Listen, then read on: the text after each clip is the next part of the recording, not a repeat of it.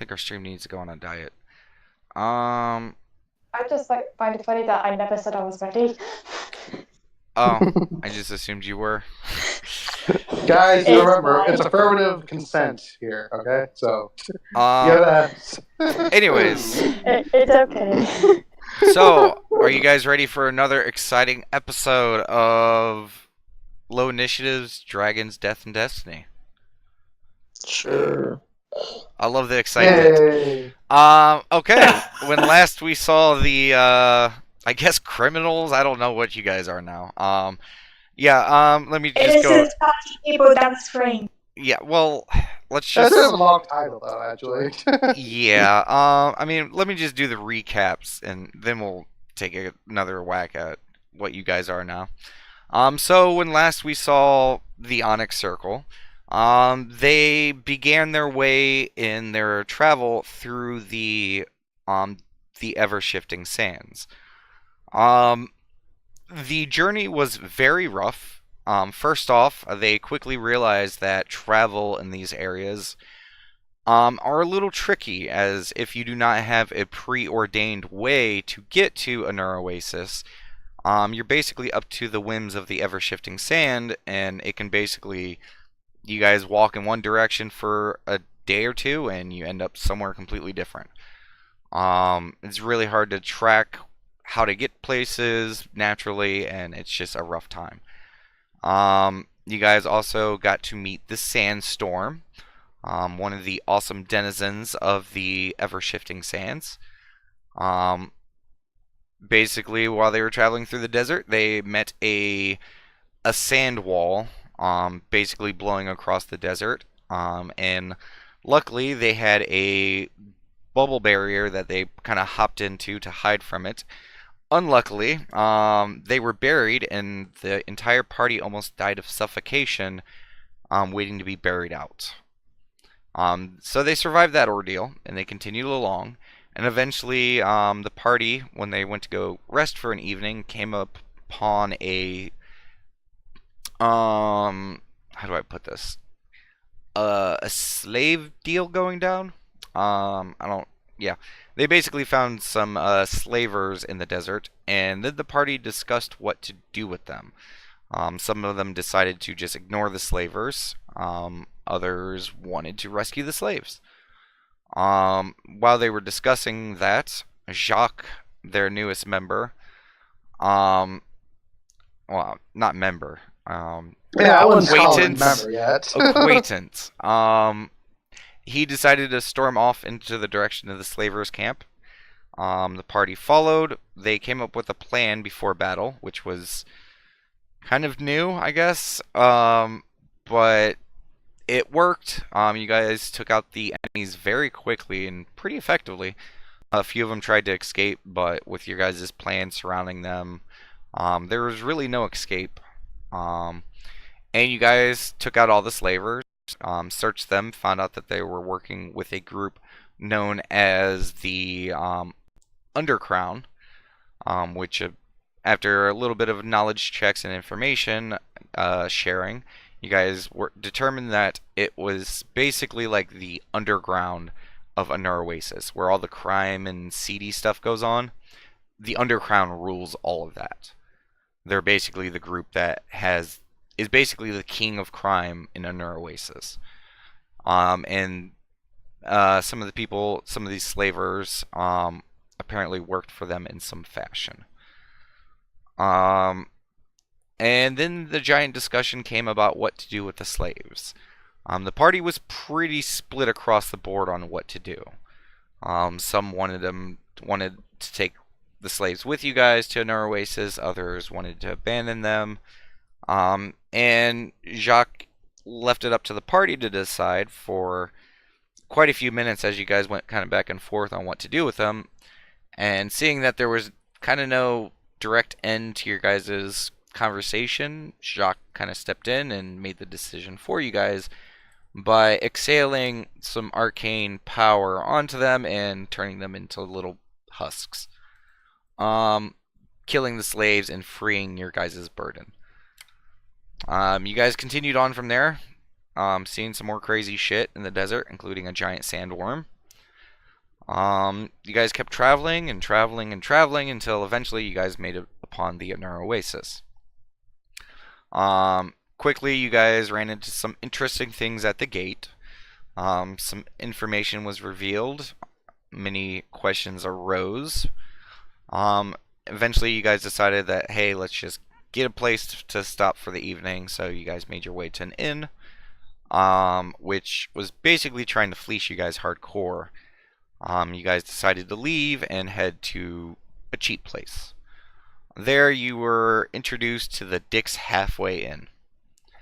A much rowdier, darker, seedier place. Not as luxurious as the Squawking Box, but, you know, it's a place.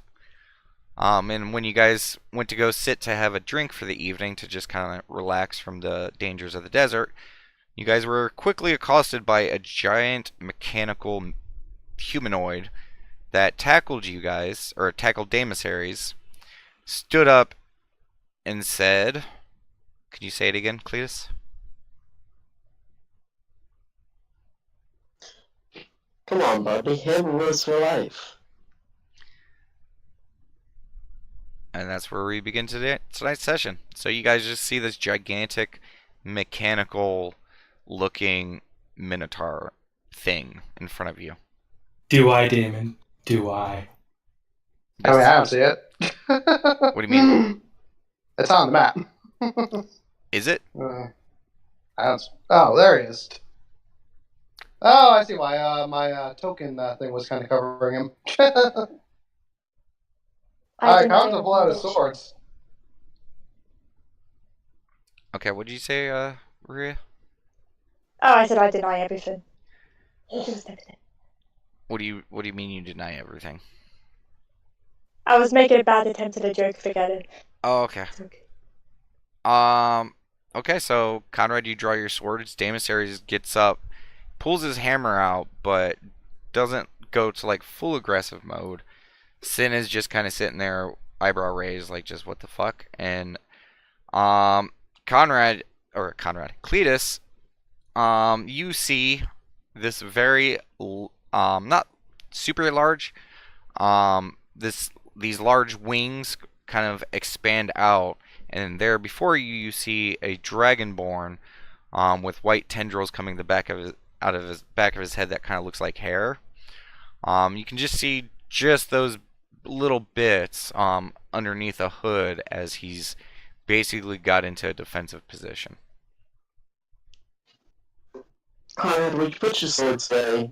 I'm sure I owe you guys an explanation. Let's just sit down and have a drink. Talking statue. That's she's like laughing. I know who you are, buddy, but just get the fuck off my friend. Yes, I'm just like, if we had a drink in her hand, she's just going to drop it and be like, who the hell are you? Okay. It's me. It's Cletus. No, you're not. You're. What the fuck are you?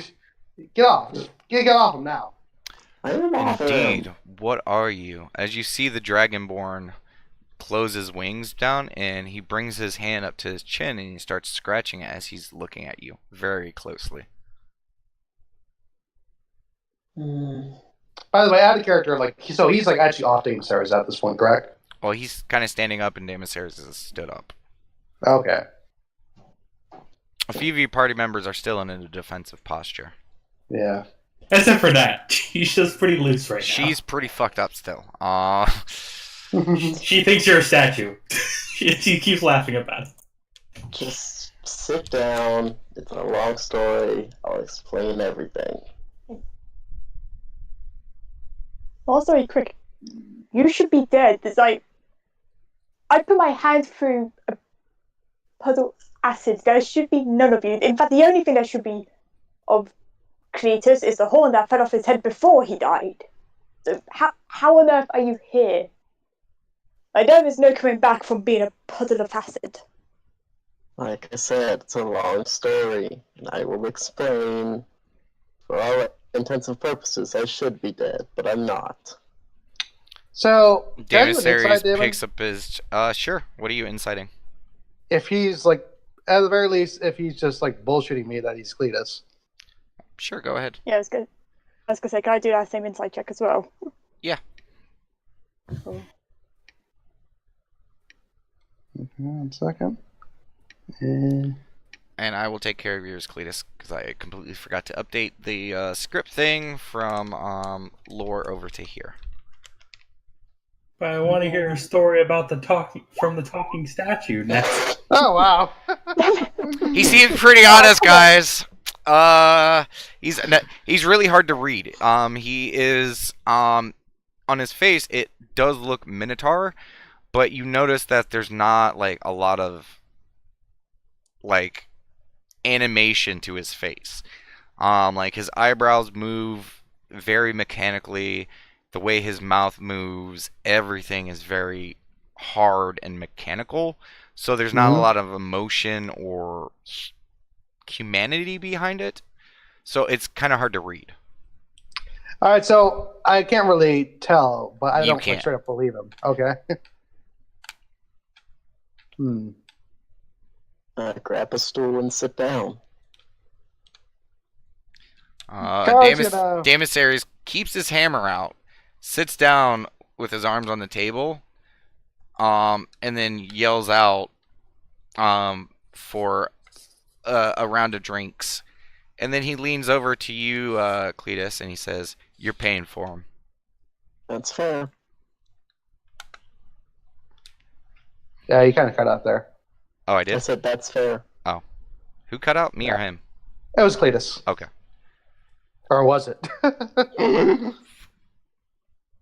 Yeah, but Kyra's gonna put away his swords and sit down, but he's like actually not. He's sitting at the stool farthest away from the supposed Cletus. Yeah, I'd give it like a watchful eye on fake Cletus. Like, give us undeniable proof that Cletus. That day when I bought my mask, what was the one item and what was the colour of that one item that you said I should buy? What did you say? I was gonna say the day that I bought my mask, I just like point to my mask and whatnot. What was the item? What was the one item that you told me to buy, and what was the colour of said item that you told me to buy? It was a blue sundress. I told you that I thought you looked good in it. She's just gonna like sit back in a chair and be like, "Damn." Jacques continues to examine him, and then he leans back, looks over at you, Ruria, and says, "Memories are an easy thing to fabricate." And he leans back into his chair and sits down. So Kyra, like he's turning to Jacques now at this point. So is there any way we can try to find out if this guy is truly our friend in some way? I'm not quite sure. Whatever he is no singular construct or warforged I've ever seen before. His design and structure is completely different. I think the best way to ascertain anything is to find his maker. May I explain now? I guess. Okay. Keep an open mind. So, you remember how after the ant attack, the, Billmar? You should know this. Come on. I should. I really should. But I can't. I was getting confused. Wow. Okay. Bomar is the dead one. Alright. After the fight with the ants, Bomar was dead. But there was a warforged that came to life afterwards, and it seemed like he was the exact same person. That's because he was, in a sense. After I died, my soul, as far as I understand, was absorbed into a stone that was on the table where we were fighting the dragons. The dragon. The two dwarves took that stone back to Throgomir, figured out that my soul was in the stone, and using their uncle's technology, were able to make a new body for me and implant my soul into it. Just to let you all know, yes, this does sound as crazy as it sounds. Most of your characters would have little to no knowledge of like whether this would be possible. Okay. Just keep that in mind. Yeah. By the way, so do I have to do inside checks as we go on, or do I have to wait till the end of his story? I mean, just wait. Okay. Yeah. Yeah. I mean, you could go ahead and roll one right now if you want, but Yeah, I'm just like looking for future opportunities. I'm not sure how long this goes or that kind of thing. well, I mean, you know, like if there's a certain thing you think he's lying about, like, you know, raise the point. Otherwise, if it's just a general, just wait until he's done. Okay. Check. Continue on then. So they took me back to Throgomir, and built this new body for me.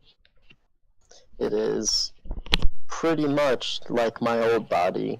It took a while to get used to. While we were in Throgomir, the dwarves became under scrutiny for something of stolen property and secrets of Throgomir, and they basically became wanted at Throgomir. And so me and them escaped and headed to the Oasis, which is why I'm here now. I've been here for about a week and a half. During that time, we've set up their old forge that they have in here. And since then, I also heard about you guys being accused of being traitors to the test. I don't really believe it. Damasares gets up and runs out of the bar. Where you going, buddy? He's gone. Okay, I'm guessing So- he'll be back. Hold up, I'm almost done. So I figured that Sin, being as smart as he was, having done extensive research on the country, would have known to come to an oasis. So I figured it would only be a matter of time for you to all show up. And one of the dwarves told me that they had seen you in here, and so I came. And I tackled Damasares just because I wanted to. And where are the dwarves now? They're over in their forge. They're kind of iffy on whether or not you guys are actually good guys because of the accusations brought on by the Platinum Band. Hmm. Oh, so wait. So now can I do that inside check? By the way. Sure. Okay. Yeah, because I could do that then as well. Damn it. Yeah. Nat's just eyeing up this talking statue with a smile on her face. Conrad, same answer. Rhea. It's still hard to read him, Mm-hmm. but again, you're like missing that old Cletus vibe to him. Because he is different, the way he talks, the way he moves and stuff like that. It's much more mechanical sounding. So there is that disconnect.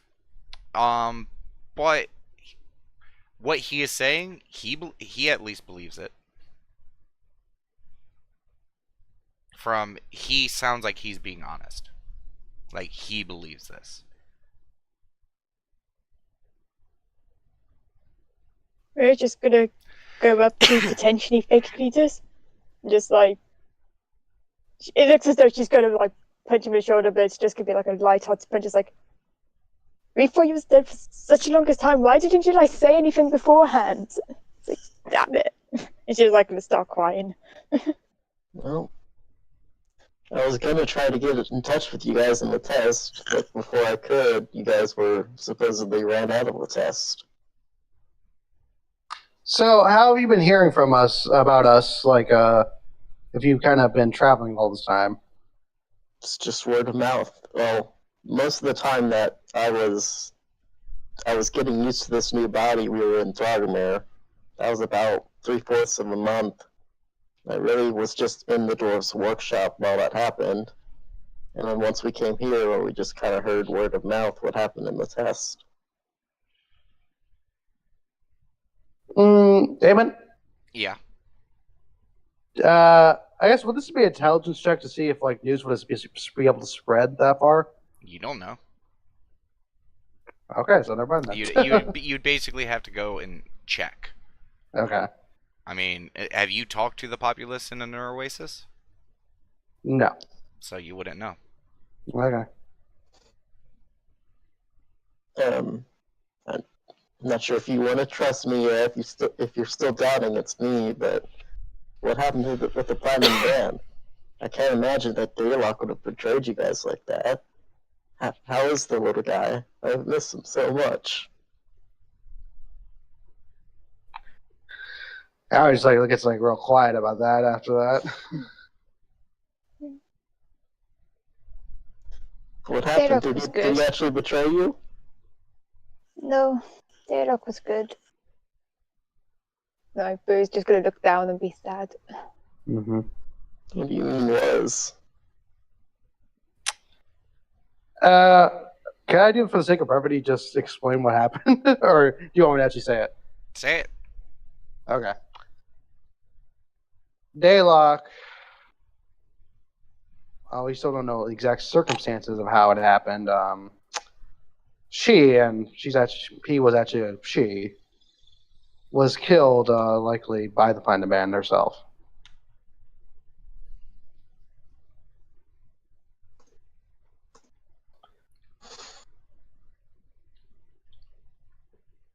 Yeah, we're still, because essentially the Platinum Band was the one who betrayed us. He told us to go fight this village that was being, guarded, protected by dragon for some naff reason, now that I think about it. We did, and Daylock never turned up to the fight. Damon, can I attempt to cry?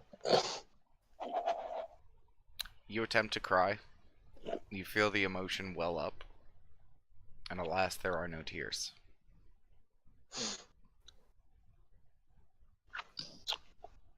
Well, that's a big fat one. I mean, it's good that I didn't believe that he would betray you, obviously. So, what did you hear about us? I basically just heard that,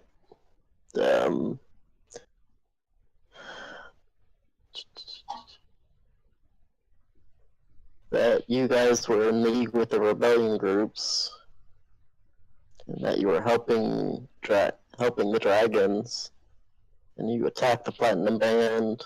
And with a quickness that you guys have not seen, Jacques slams his fist on the table. Do not say that name. They are not the Platinum Band. Alright, it's just saying what I know. Hey, Conrad, who is this guy? Remember that guy who was following us? That's him. Okay.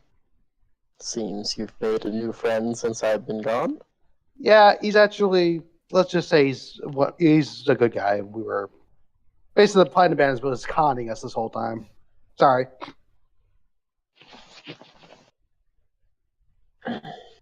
Yeah, you get death eyes, Conrad. And in fact, he's going to roll intimidation.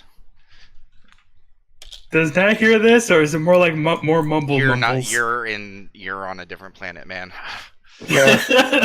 Go to Mars, dude. Conrad, you feel Mhm. it's in your best interest not to ever say Platinum Band, referring to Raylon and the others. Howard just kind of nods meekly. Add a character. He said to prefer to call them traitors to good. I actually wrote that down.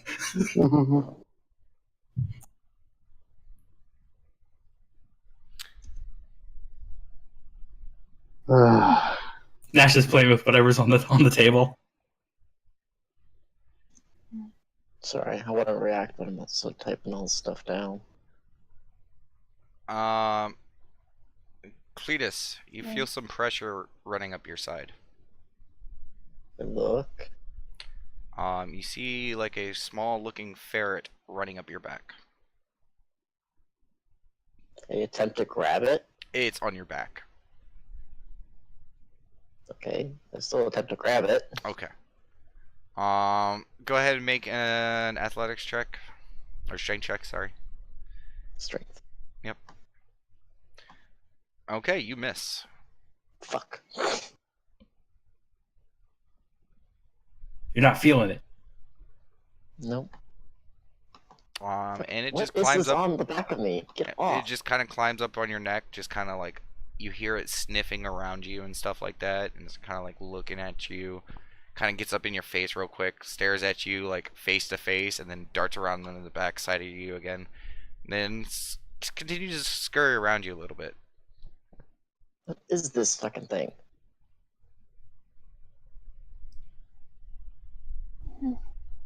Tries to look at Sin, see if he's doing anything. No, he is not. Okay. But then Shock looks over and sees this happening, and he goes, "Vithrak, Zuknak Zusta." And you see the ferret stop and scurry down you, and disappears under the table, and then climbs up Shock. Yeah. Interesting pet you got there. The ferret looks at you, Cletus, and growls. And Not you just a see pet, I Shock. think ferrets are cool. You see Jacques raise his hand up and like just kind of hold the ferret back. By the way, Damon, I've been kind of meaning to do this. Can I do a perception check to see like if our kind of like conversation has been like disrupting the crowd at all, or if there's anyone just kind of Sure, trying to look at us weirdly? sure. Because we're basically talking pretty openly about this. Yeah. No, go ahead. You realize the craziness that is happening, and then you look around, and you realize that there's two dwarfs in the corner getting into a fight. There is a half-elf gentleman yelling at a dragonborn man in the other corner. You see arm wrestling going on at another table. You see a guy with a woman in his lap making out. And you quickly realize as you're scanning across this place that every single person in here looks to be either poor criminals. They're all fighting. They're all yelling. It's a pretty ruckus place. So it seems like no one really gives a shit, and there's no Probably one not. And like giving your check, you look around. There's a few people who hoods up, kind of like your group kind of is, like kind of trying to be away in the corner incognito. But they seem to be looking not in your guys' direction, from what you can tell. So it seems pretty. and It's pretty crazy in here. they're kind of like you said, they're kind of in the corner, like far away, right? Who, the hooded people? Yeah. They're all over the fucking place. This is a pretty seedy place. I wasn't sure if it was like a group of them, just like No. There's just hooded guy in one corner, two in another table. Like they're around. Gotcha. Okay. Yeah. Maria, are you still crying on me? No, she's just gonna like. She's still. I'm trying to think how to word it. She's just like sitting there, like very confused, trying to process everything. It's like, you could bear in mind she's like just like watched your body become an acid puddle, and now you're here. Type. She's got to process a few things. Yeah. Yeah. And Like as I said, I don't know the exact science, guys, but the dwarves do. And as you guys are discussing this, the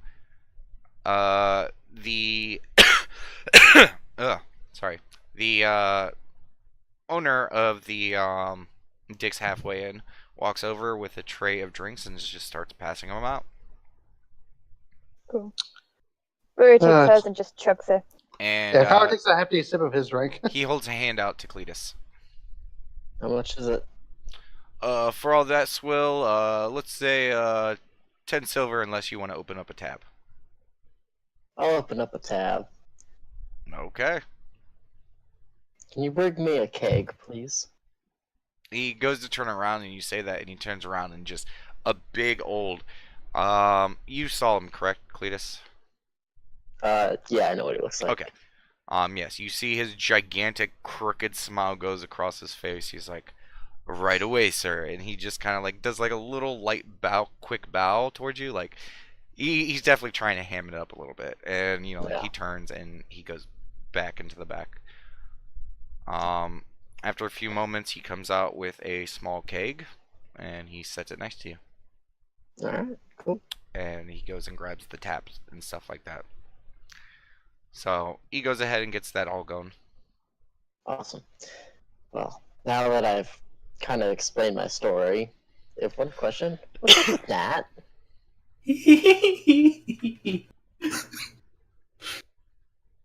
Sin Your looks, head just swinging side to And- side. Just Sin looks over at you, Cletus, and he says, "Oh, she's really high."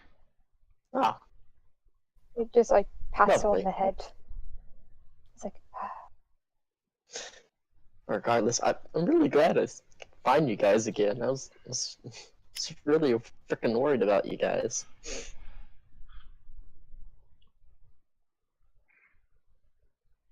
no, I'm kidding. Everyone's just silent, just not understanding how to take this new encounter. You guys sit there for a few moments in awkward silence before the front doors slam open again, and Daemon Ares comes in with a giant square red imprint on the front of his face. I'll wait till he comes Um, there. Are you okay, buddy? Yeah, I'm fine. And he sits down, and he has a broken nose, and there's just blood running down from it. Like his nose is completely like left crooked. Did you go get in a fight? Oh no, I went to the brothers. They're Oh, here. they're here? They're here. Yeah, they're here. They're at their forge. The fuck they do to you? Oh, they didn't do anything. I did this. Okay.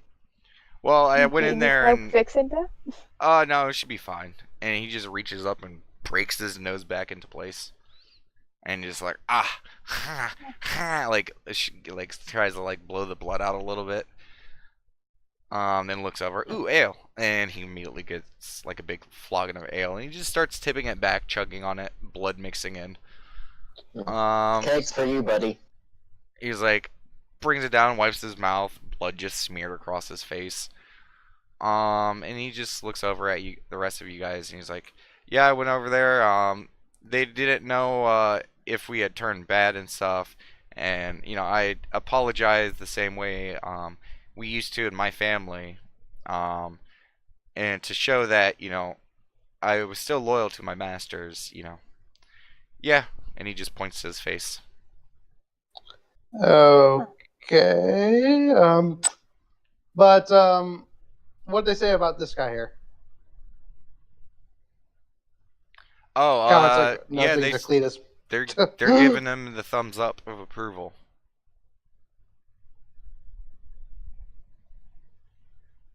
See?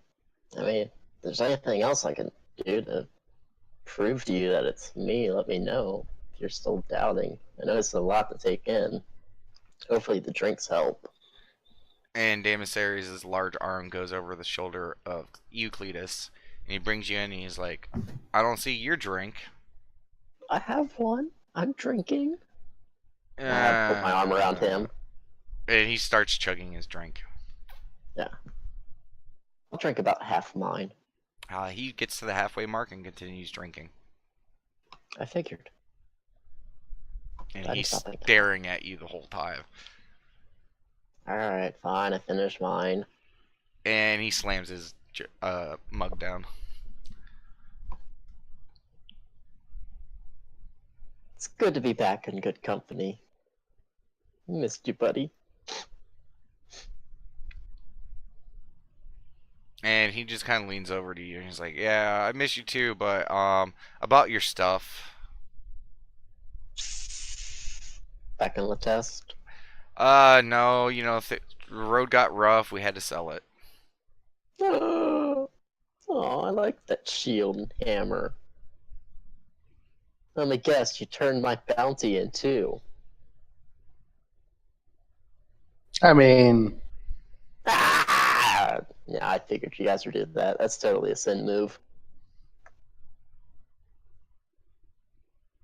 And Sid continues to sip out of his drink, and he's like, worth every penny. Hmm. Worth every copper, sorry. I believe it was about 5,000 gold. Sure.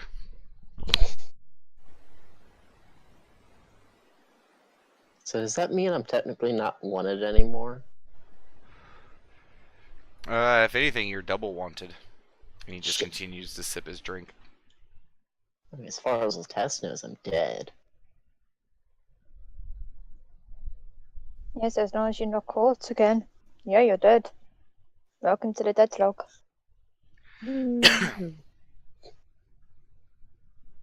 He's just like drinking a drink. A low chuckle comes from Shock. By the way, what's your name? I didn't catch it. He just stares right at you. You can call me Jacques.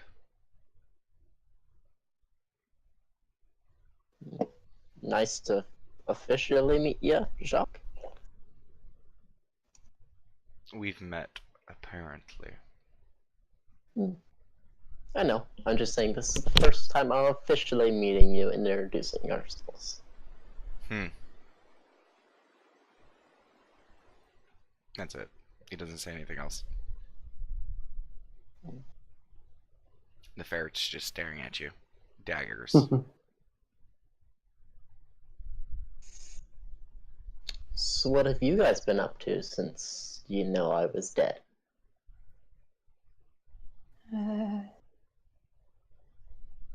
Almost dying, getting fucked over, running away. So Yeah, about to comes it. about the usual, besides being wanted.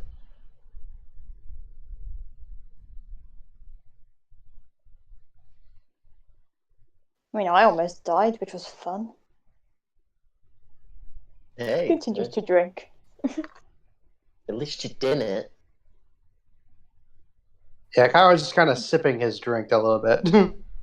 Can't recommend doing it. Done it twice now. Not fun either time. Sin speaks up. He's like, well, good news. Ruya learned a new social skill. Is it drinking? Well, nope, sarcasm. Okay.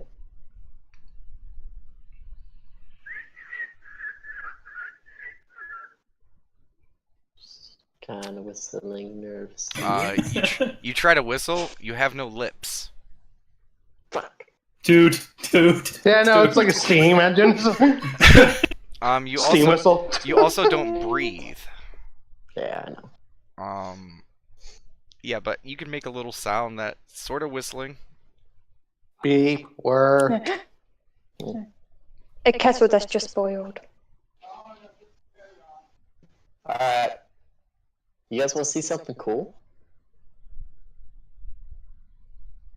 Damasaurs is staring at you. Conrad? Like, Kyra's like, he just kind of has a very cautious look at you. Like, he's been kind of looking that way out to you too, the whole time. Is that a yes? Sure. Alright. I stick my hand up in the air and make my sword come forth. You see his hand fold back, and from his forearm, a short sword extends from his hand.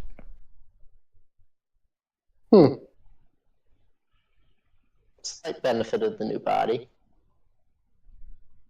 So he basically has a sword arm now. Yeah. So, like, he's kind of like, muttering a little bit. So does that mean like your style has changed a bit? Like you don't use a hammer anymore? No, I still rather have a hammer. This is just the only thing that the dwarves have the blueprint for. Oh, okay. And I put it back away. And you watch it go back into his arm, and his hand, re-clicks into place, and he kind of moves it for a second.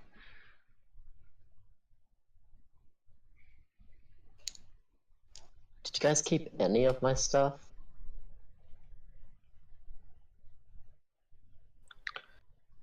Kyra just kind of sighs. Sorry. So say, do we still have the horn? I can't remember. Demisarius looks up. He's like, "Oh, I guess he doesn't need it anymore." Mm. As you now see, he has 2 complete horns. Alright. Just gonna keep on drinking then. Most awkward drinking session ever. Yeah, I know. Not saying something.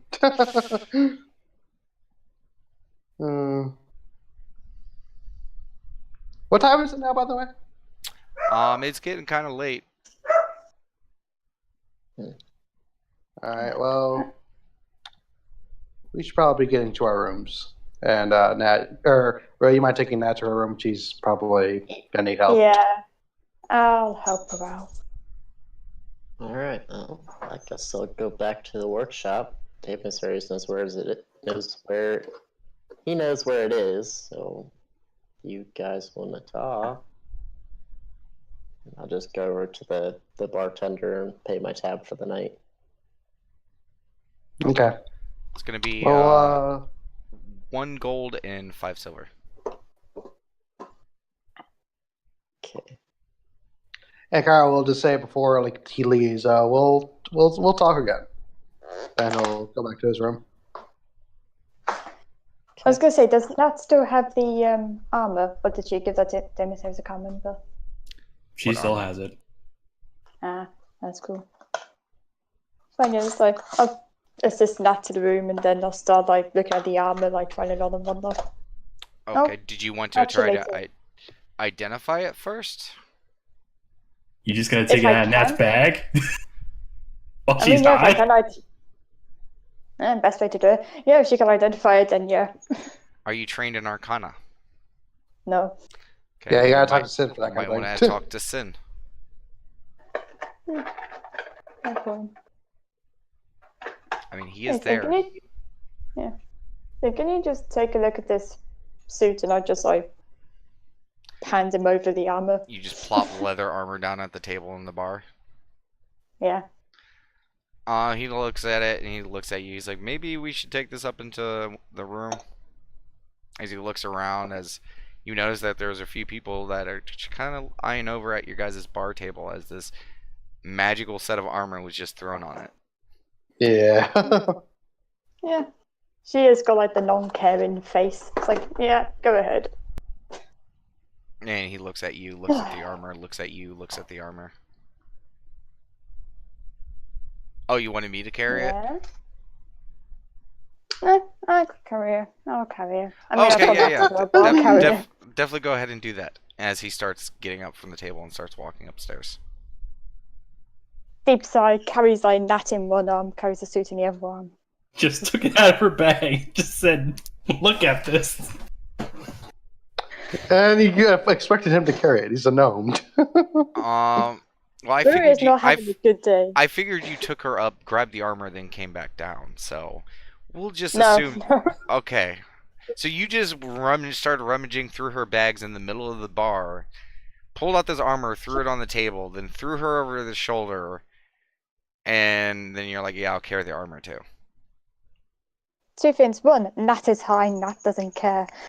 2, Ruria doesn't care at this point. Okay, give me a strength check. I shall. Ru's having one of those bad days where she just needs a drink.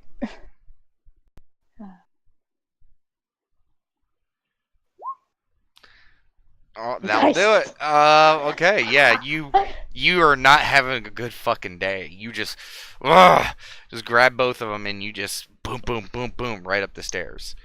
Yeah. There's people who get out of your way as you're like steamrolling through, carrying this elven woman on your shoulder with armor under your arm, just walking through the bar like you in the place. Yeah, you get upstairs. Sin follows you in the room. You plop Nat down on the bed. She kind of bounces. A little bit of dust flings up from the bed. And Nat, you go to sleep.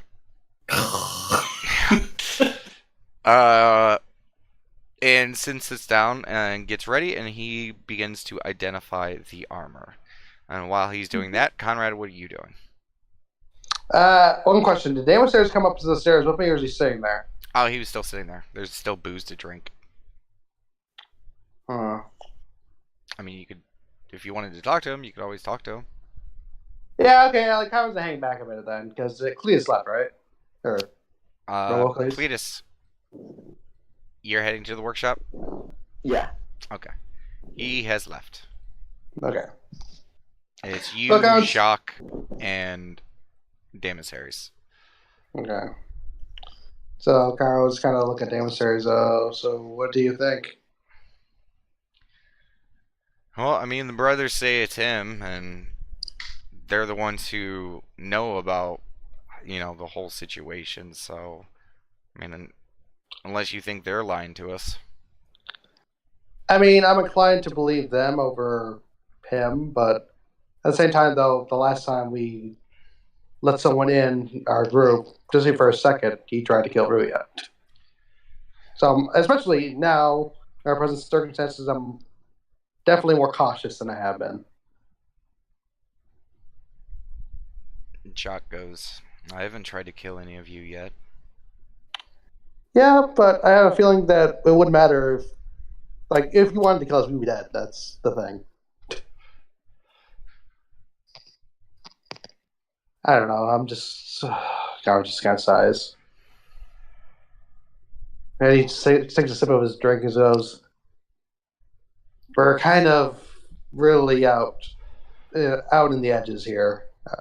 We got basically no safety net."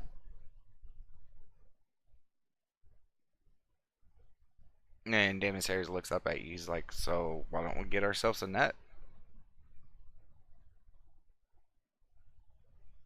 Guy just kind of raises an eyebrow, see if he's like being serious or not. He's looking 100% serious. How do you mean?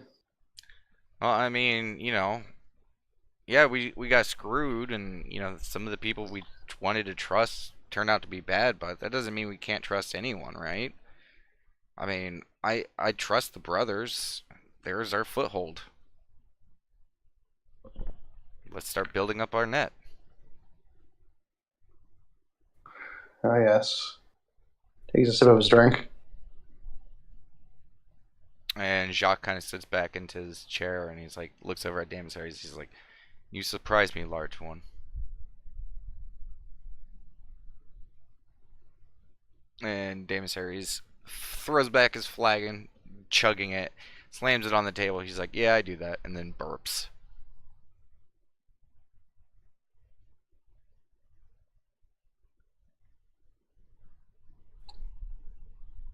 And by the way, is Shaka drinking at all? No, he's not. Okay. I see you're keeping yourself sharp there. John just kind of notices he's not he points to the fact that he's not holding a glass.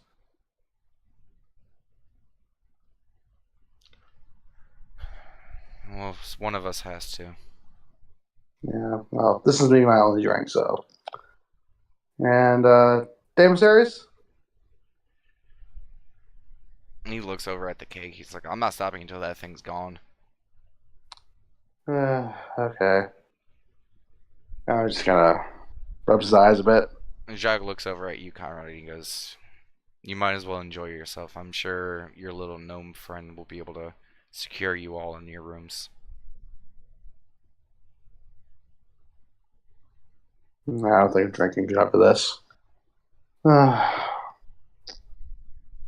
Damus Harris slides over another flagon that's full of ale right over to you, Conrad. I guess it can't hurt. And kind of just takes another sip. And Damus Harris pours himself another flagon. Okay, so you guys are drinking for a little while at least. Head back. Yeah, give it an hour for Conrad. I'll just say that. Ria, Sin continues trying to identify it. And he finishes, studying the runes and all that goodness. Mm-hmm. And he discovers that it is it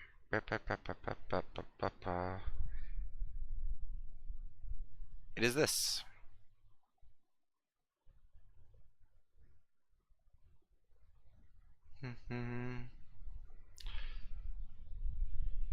I said this way before I needed to.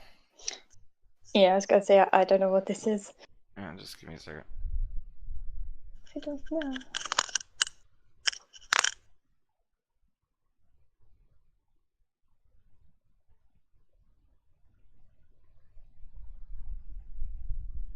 It is in fact nothing, just a figment of your imagination. Yeah. No, it's that.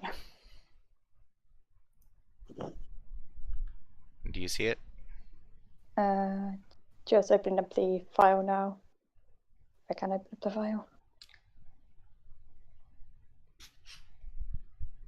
Okay.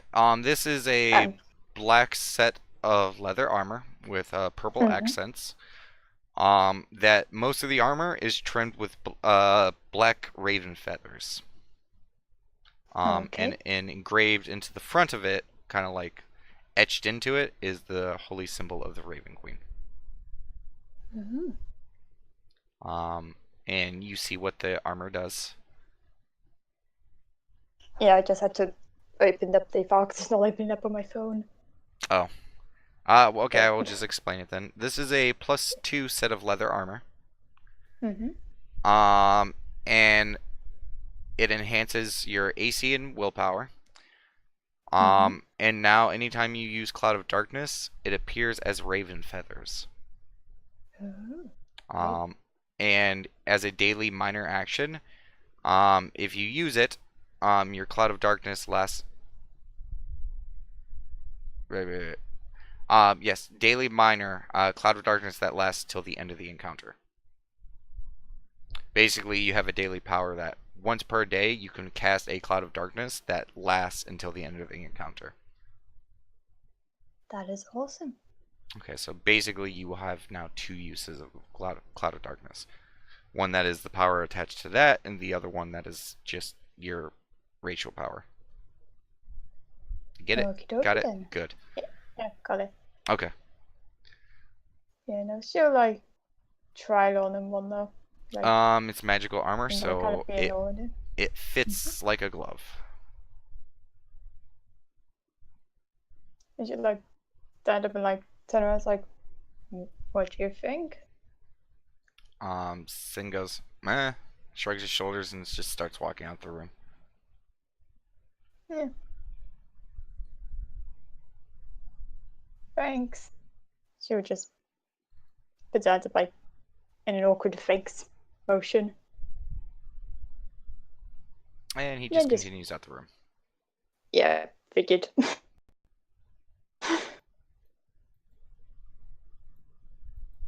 No, she'll like just go back and pat Nat on the head, make sure she's still breathing.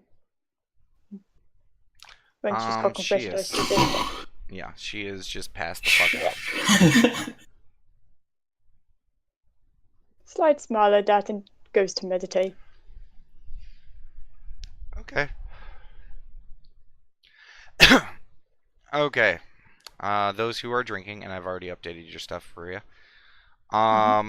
Those who are drinking, eventually you guys see Sin hobble downstairs and goes over to your table and props himself up and starts drinking. Sin, before you do that, is there any way you can kind of reinforce our doors? I was to already say going the to do least? something like that. And he Okay. continues to drink. Okay, good. Now it just takes another drink. And you guys continue to drink for like a good hour. And it is late. Even some of the a lot of the patrons at this point are passed out on their tables. Some of them have left. And Dick's halfway in is beginning to quiet down. And at that moment, you guys are, since you guys are drinking pretty steady for an hour, you guys are feeling pretty good. Daemonsary's definitely fucking drunk. Sin, it looks kind of drunk. And you're pretty fucking, not like super drunk, Conrad, but you're feeling pretty good. Okay. And as you guys are sitting there, Conrad, since you have the highest perception, you probably immediately see this. You see, looking over at the stairs, something floating down from it. Yeah, stop. You're breaking up. Okay. Is it stop breaking up? Or breaking Yeah, up? yeah. Okay. You just said it's something, and then I didn't hear anything after that. Okay. Yeah, you see something begin to float down the steps. Something inhuman, something floating. It's a round figure. And you see above and around its head these flailing stalks. And on each of the ends of the stalks, you see a singular eye. And you see this entity floating down. And it's hard to make out the full details within the shadow.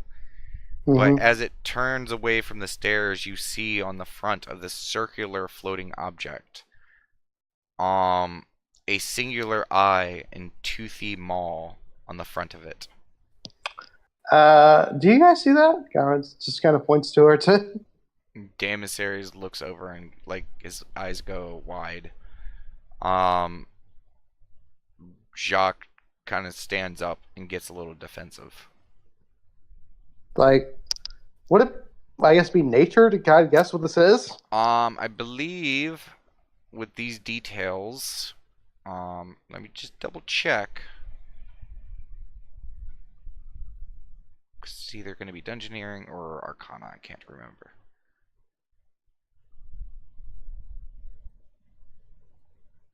Yeah, this is something I have to ask too because I literally have no idea what this is. Above game. It I think I is. know. And most people who've heard it. Yeah, it's a Dungeoneering check. I'll give it a shot.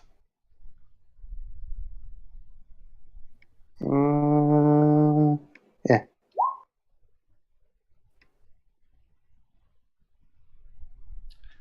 Okay.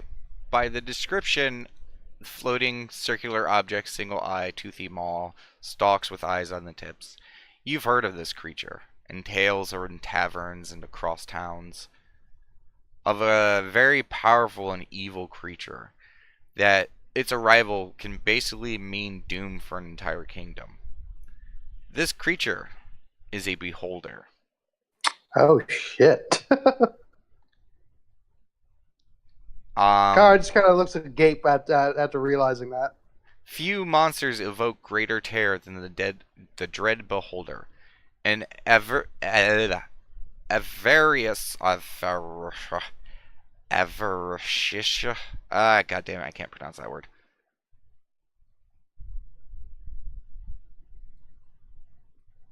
That word. Big scary monster thing. Well, I like to give the description of the thing, so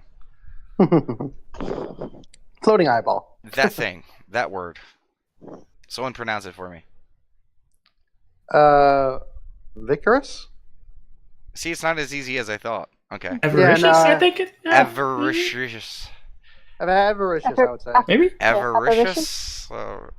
Avaricious. Bloopers, low initiative. Yeah. Apparently we all failed It's DC on that.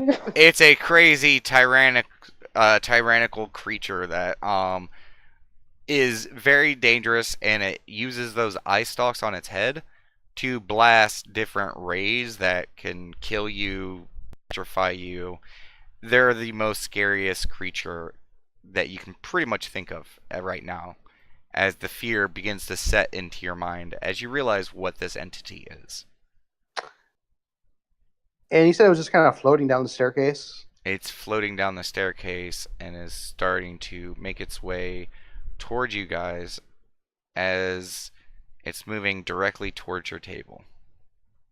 Kaz is like basically paralyzed right now, like with fear. It's like, oh no. And as it gets closer, the candlelight from your table and nearby light sources finally illuminate it. And there you see this floating towards you. Does it actually look like that? It actually looks like that. God damn it. That is the cutest beholder. Okay. Dang it. Beholder. That is just anime beholder. And as soon as it comes out looking the way it does, Shock immediately relaxes. I want to say, yeah, I was like kind of frozen stiff for a second there. He's like, He kind of looks oh around my the goodness. bar a little bit and seeing that no one. Yeah, he looks around the bar and then just kind of relaxes a little bit. Yeah. And just to let you guys know, I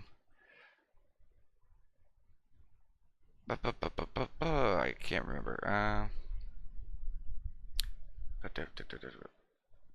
Where is it?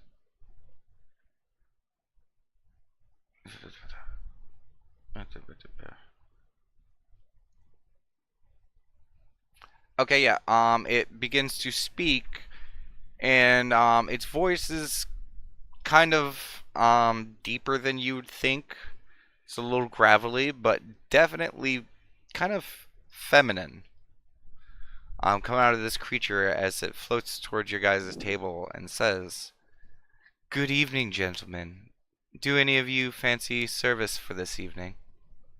And the giant eye winks at all of you. Out of character. God damn it, damn. Anyway, sorry, I gotta. Coward just kind of looks. He's out of rush of emotions at this point. And he just kind of goes like, sorry, I think I'm good. Oh, you there. You seem rather tense. Are you sure? I have many capabilities that could help you relax a little bit. I'm sure, actually. I'm actually should probably get to bed. Shame. And Kara's gonna just start heading up to the room. Damus Ares looks over at you, Conrad, as you begin to move, and he's giving you this, like, just wait a second, dude. Let's not rule anything out.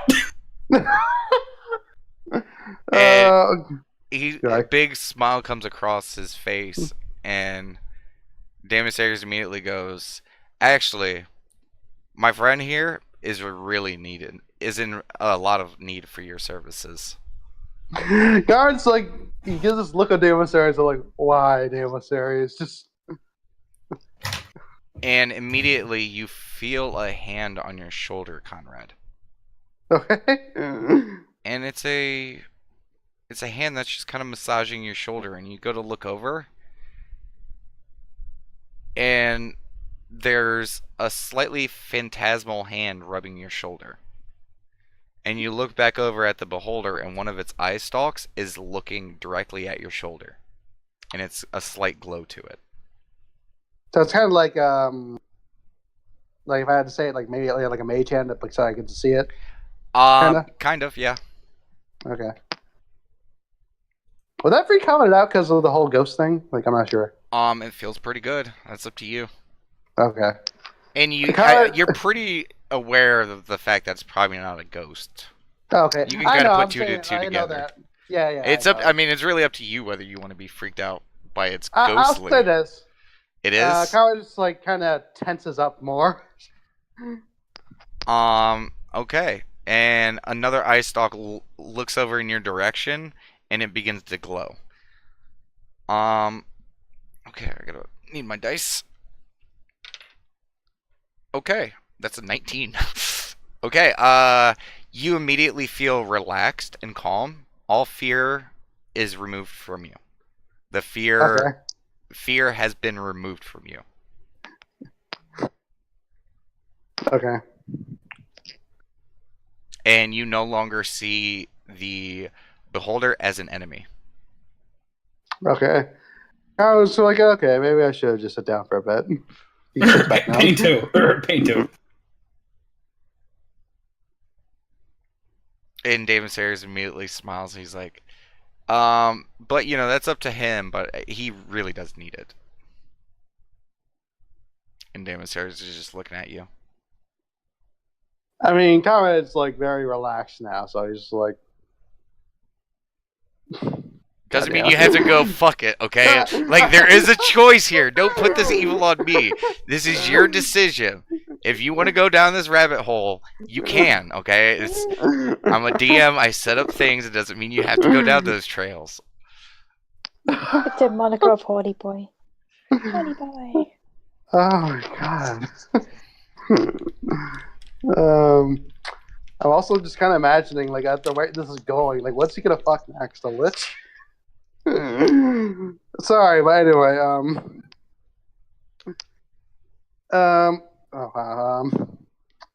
so Gara just kind of looks like relaxed as his drink, like, you do have a nice touch.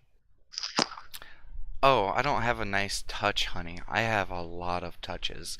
And you see the eye that was first looking at you that made the ghostly hand shine brighter as you feel another hand and another and another and another. And you see these hands start forming in the air. And an immediate count, just feeling them across your body and what you see floating in the air, you see 10 hands. And she looks at you and winks again and she says, and I got a lot more than that.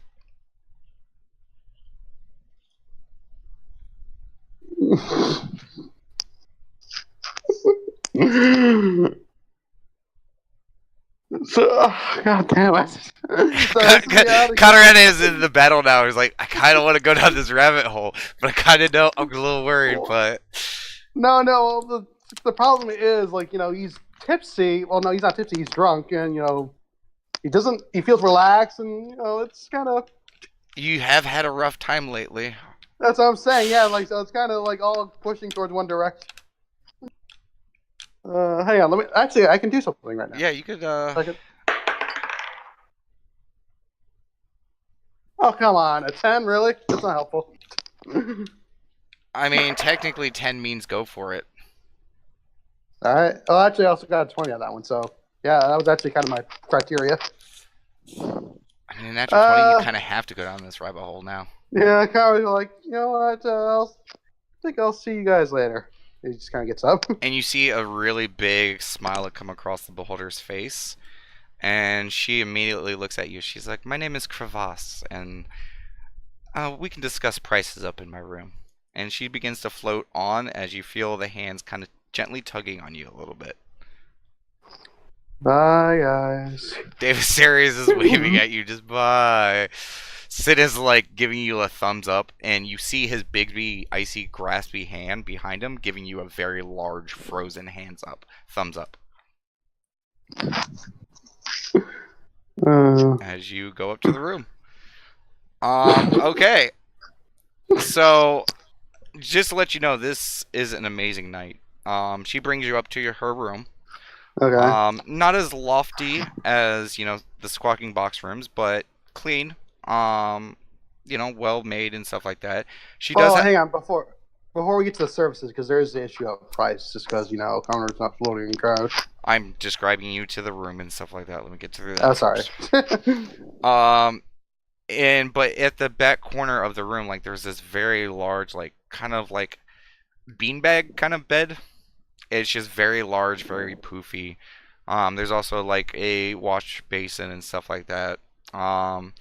And she brings you into the room and she looks at you and she's like, well, for you, honey, since it's your first time here, I'll give you a discount since you seemed a little nervous at first and I had a hand in probably helping with that. I'll just charge you 15 gold. How does that sound? What would that include? He just kind of has a devilish grin to his face. Well, I don't have too many customers, honey, so I guess it's as long as you can last. And she winks at you. Sounds like a fair deal then. Keith smiles. Okay, and then one of the eye stalks look at you. And it glows. And all of your clothes, armor, and gear fly off your body. In an instant. And land right behind you, folded up. Like, see, the thing is, like, he's still relaxed, so he's like, he doesn't even cover himself. And she looks you up and down. She's like, oh, guess I picked the right one this evening. And you begin to enjoy a wonderful evening with her. Go ahead and give me that roll. Yes. Oh wait, hang on. I gotta click on the token. Sec. Okay, well, you brought your A game on at least some of your stuff. Okay, yeah. The evening is wonderful. Um, her she does not have normal beholder eye beams and stuff like that. Hers are all varied. Um, Instead of a withering way that deals necrotic damage and hurts you, she has a de-withering ray, which heals you and restores stamina. So as the evening is progressing and you feel like you're getting tired, she hits you with this eye beam and you feel restored and you keep going. Instead of a sleep ray, she has an anti-sleep ray, which is basically you get hit with it and it's like being under the effects of cocaine for an hour. And she does Okay. use that on you. She does not have a telekinesis ray. She has a tech kinesis, where she can move things through touch only. But as long as she is making contact with you with any part of her body, she can vibrate, move, and control your body and her own. So yeah. And then she has the grab ray, which she gloriously demonstrates to you that she can produce a maximum of 15 hands. Each hand can lift up to 40 pounds, and they are strong yet soft, ghostly hands. That comes into play quite a few times throughout the evening. And then she has one that she asks if you would like to try. She does not like to try this on anyone unless they give approval first, because the after effects can be kind of strong, especially for a while. Then I assume did she ask beforehand, or is she just kind of? She's asking you, like mid-session, that she has one last ray that she could try on you, but it's up to you whether you want her to or not. Damn it now. Carol was just gonna say, "Go for it, baby." And the middle one of her stalks bends forward, and the bright light shines from it. And a lot of her stalks were glowing the color of her eyes, which are kind of like the yellowish. This one glows a bright pink, and immediately you get blasted with it, and you look down at her. And for the next hour, you are completely romantically and sexually attracted to the first thing you see, which is her. It makes you extremely turned on. Okay. So for an hour straight, you are just completely enthralled with her. Mm-hmm. And that's how your evening goes until eventually you pass out. You just can't do it anymore. Yeah. Okay, so yeah, that was the So first that night. happened. So that happened, guys.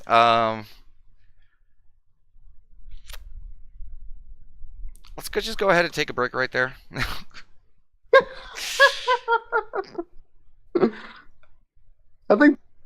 I think they're all already on break. Yeah, I think they all left. I wish. So that just Party happened. boy strikes again. When I created this NPC, I was like, I don't think anyone's gonna go for it. And Conrad, he proved me wrong again. And I like to go on record again and again. He had a choice. Yeah, no, I did. Yeah, it just. I don't want this I had to evil follow coming the back at carrot. me again. Yeah, no, the difference is between. Well, actually, no, that's not discussing the other instance. But anyway. Yeah. This one, it was kind of And I had a lot of fun creating this character, guys. If you could not tell. Question: Sounds Did you fun. just see a random anime beholder on Google for yes? No, I came up with the idea for her, and I was lucky enough to find a cute beholder picture.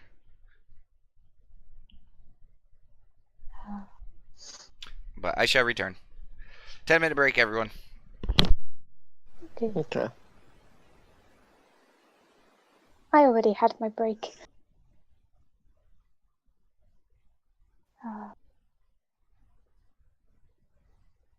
I'd be the only one here, as far as I'm aware.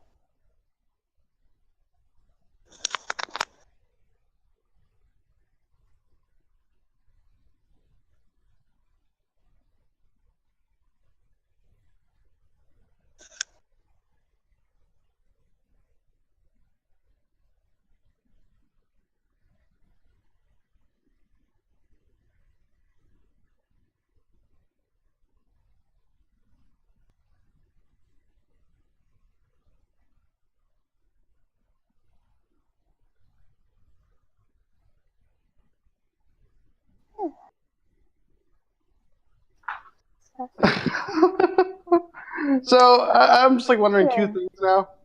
One, what was like Ah. Shock's face? Because I imagine even though he's like mainly a straight face person, I imagine he was like, like, what the fuck? I'm more thinking it's like, poor Pain. She doesn't know you just cheated on her. Technically, it's not cheating. Yeah, no, yeah, Damon. We discussed that. Yeah. It is that, yeah. Ah. You guys don't know the full entirety of their relationship, okay? Yeah.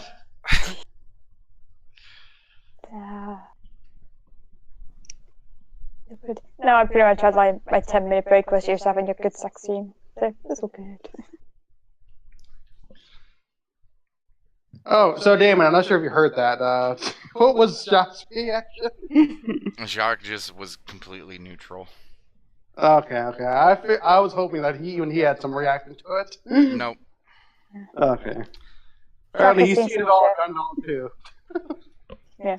You guys don't know Yes, nothing yes, about Jacques yet. So, I mean, you know, I guess you guys had to ask. I don't know. That's how you handle every character. He laughs like a tiny bit. That's something. He has emotion. Look at that soft spot. Yeah, unless he was laughing about something else. He was still laughing.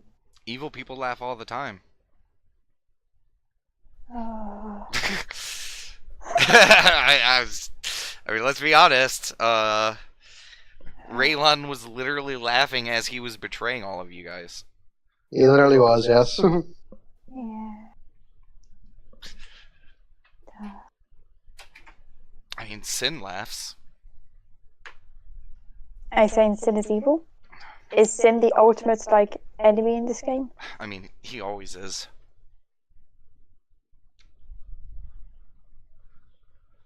I've got a difficult moment. I can't tell if you're being sarcastic or not. I know, and that's how I like it. Okay. Is So everyone it back? was funny. Oh, what was funny? I know you guys were teasing me about Conrad, and You're breaking like, up a lot. Oh, I am. 1 second.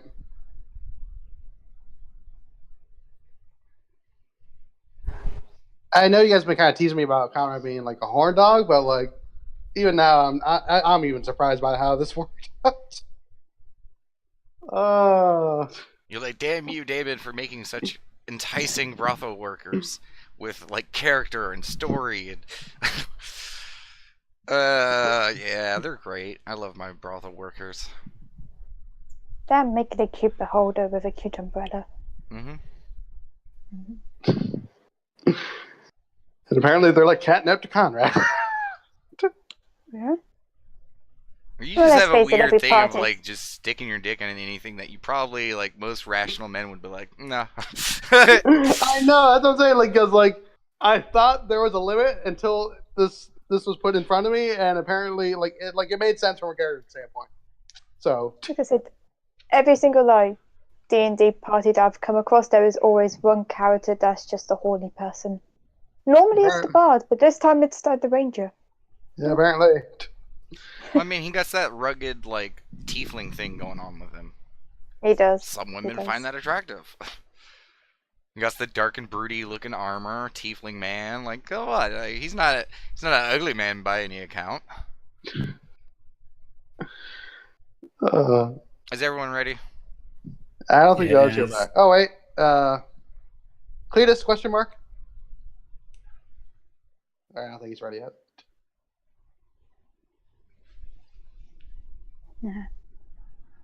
I'm all medicated, so I should be good for a while. It was funny though, because like I rolled it the first time, right? Like with my D20, and I'm like, okay, 10 or higher, he goes for it. 1 or lower, he doesn't. Then it was like 10. I'm like, okay, that's not helpful. Next one was literally a Technically, 20. you said 10 or higher, he goes for it. So the That's first true, one, yeah. it was already, yes, that's do it. And then you rolled a 20, like, the dice gods were like, you know what, fuck you, we gave you a 10, which was already do it. So we're just gonna hit you with a fucking 20. Yeah. I was going to say, was that your first roll of your dice to do with a game? With the game, yes. So that's dice the got dice to work that- in your favor. So that's the dice that made you fuck a beholder. Uh, At least you can brag about that to people. I don't like. I don't know. Like I lost serious self-respect for Conrad at this point. Oh, I'm back. I got plenty of respect for Conrad. All Okay, everyone's right, good. we're all back. Okay, Mm-hmm. so Ruria, you were the first to wake up. Okay. Yeah. I just like turn around to see if Nat's awake. She is Nudge her a bit passed if the she's. fuck out, I just like nudge Nat. snoring. You okay there? Just snores. Oh dear. I'll be back. And just like go out the room, make sure the door's all nice and locked and whatnot. And I'll head down to the bar. You gotta open up the door, and it does not open. Huh. Like, is it like firmly shut or is it like Like, Like- it's not opening. okay?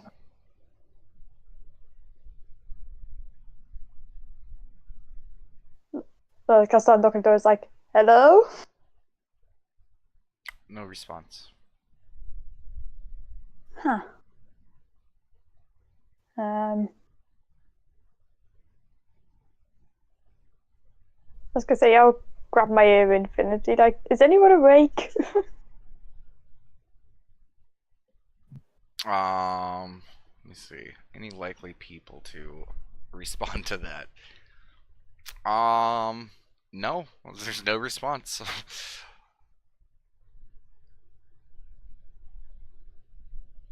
He's just gonna do like a deep sigh. It's like, damn it.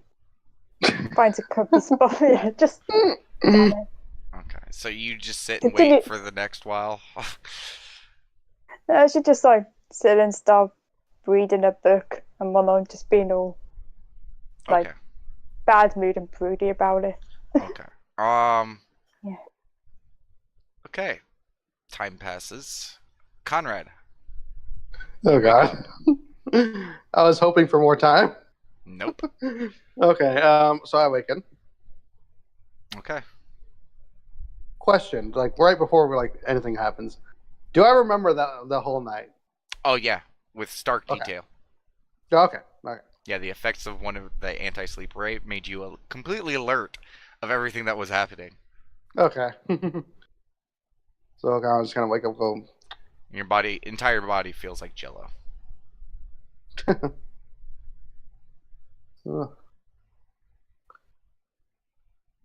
Yeah, let's just try to. So he said like jealous, so like he's just kind of like very like can't really move too well. Oh, you can move pretty well. Oh yeah, because like It's just the gel. relaxed. Your body's just like, it feels so relaxed and good. Oh, okay, yeah. Because I Um, didn't get the Jello analogy at first. Yeah. Okay. Mm. And you feel a little stronger, a little better in life. Am I alone? No. Okay. You also just leveled up.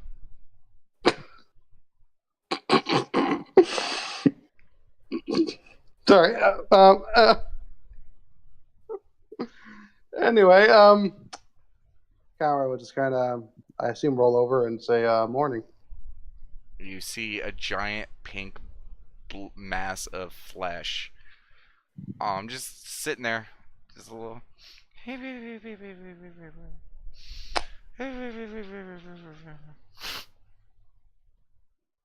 So she's sleeping, right? Yeah. Okay. Kara will get out of bed and I assume there's blankets. Yeah. It's kind of like like kind of do that thing where you tuck the person in. Okay, you do so. And we'll start getting his stuff. You do so. And is there anything to write? Give me a perception check. Sure.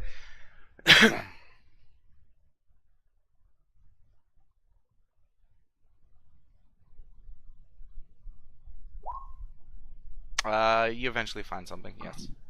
Now, question: he paid her before, correct? Did you mark off the gold? I did mark off the gold. Okay. Make sure the gold's off, and yeah, just Yeah, I did.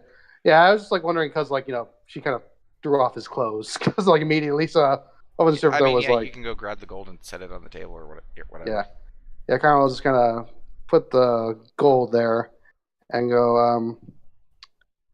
It was right down. I had a nice time last night. Didn't want to wake you.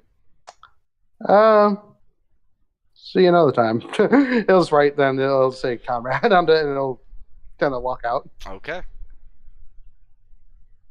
You do so, and you find yourself on a floor you have not been to yet. Yeah, he has his stuff on, by the way. I just want to make Yeah, sure yeah. that's clear. Yeah, you have all your shit. Okay.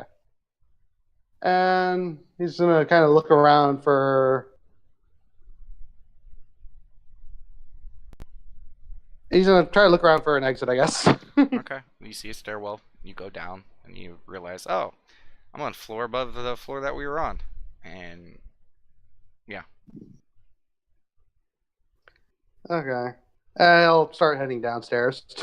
Into the bar itself. Well, to our floor first, just Okay. to see if like he's gonna check on his room first, like the guys' room, see how they're doing. Okay. You walk up to the door. Yep. He tries to open it. Okay. And it does not open. He pulls out the key to the guy's room. Did you have the key? Well, I had the guy's room key. Okay. I gave Ruya the girl's room key. Go ahead and open up the door with the key. Tries to. Does not open. Kind of just like looks a bit perplexed. The key fits in perfectly, which is funny Okay, because yeah. it is a weird looking key and door Yeah. lock, and so yeah, it's definitely the right key. It's just not opening. And Rhea, you hear jingling across outside of the door. I just like get up and start knocking on like the door. It's like, is anyone there? Conrad, you hear that from the door behind you. Ruya? Kind of just like kind of walks over to their room. Hey, can you open our door? I can't open the door. I mean, you have the key, not me. Yeah, I've been trying. Like I tried. It's not opening. Kind of tried to jostle open the door. What? Her door? Yeah. It's locked. It might be a sin thing. Have you tried calling? I tried. No one answered. I was At kind this, of. another door on your floor opens, and you see Jacques stepping out. Hmm. And he's just, he like stares at you, Conrad, for a moment, looks over at the door, and just begins to keep walking past you. Morning, Jacques. Morning. Yeah, Roy, it's probably a sin thing. He probably locked the doors. I'll try to wake him. Hopefully he didn't get too drunk. Cheers. And I should just like sit back, like. Kara will knock on the guy's room for a little bit. Okay, you start knocking on the door, and you continue to knock on the door. Not for too long. He'll do it like a couple times, like not like substantially long. Okay, you knock on it a few times, and there is no response. He'll shrug and then say, he'll go to Ruya's door and say, I guess they're asleep, so hang tight. So yeah, and then I'll head Okay. downstairs. You can't see it, but we just got like a hand to the other say like, "Why, wake him up! Smash the door open." She'd just like sit back down, sigh, and continue reading her book.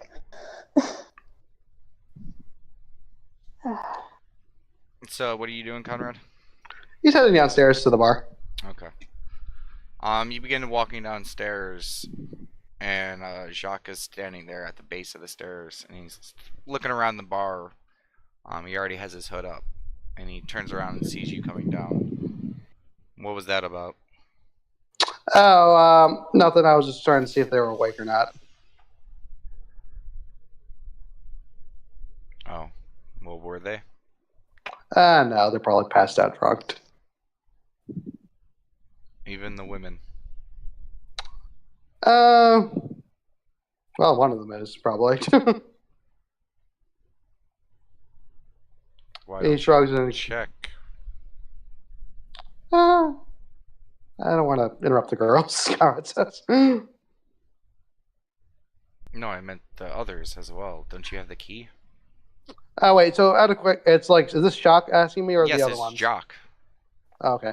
Oh, okay, he's like, I think it's a sin thing. You might have, locked the doors. He sighs and he reaches into one of his bags and he pulls out a scroll. And he hands it to you and he says, "Go up to the door and read this."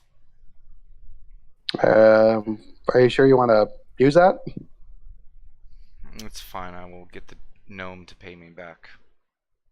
Okay. Conrad goes upstairs and reads the scroll. Okay, you do so. And I just got to double check because I just realized, I'm like, wait a second. Am I thinking of 5E's rules on ritual scrolls or not? Just a heads up, he's not trained in Arcana, so I'm not Yeah, sure how that's that why works. I wanted to double check.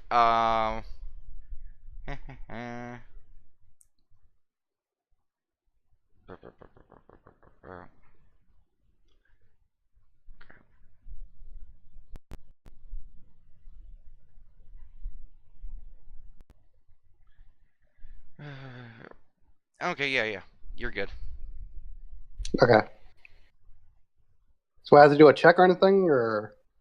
No, you walk up to the door and you pull the scroll out and you look at it and you're like, what the fuck am I supposed to do?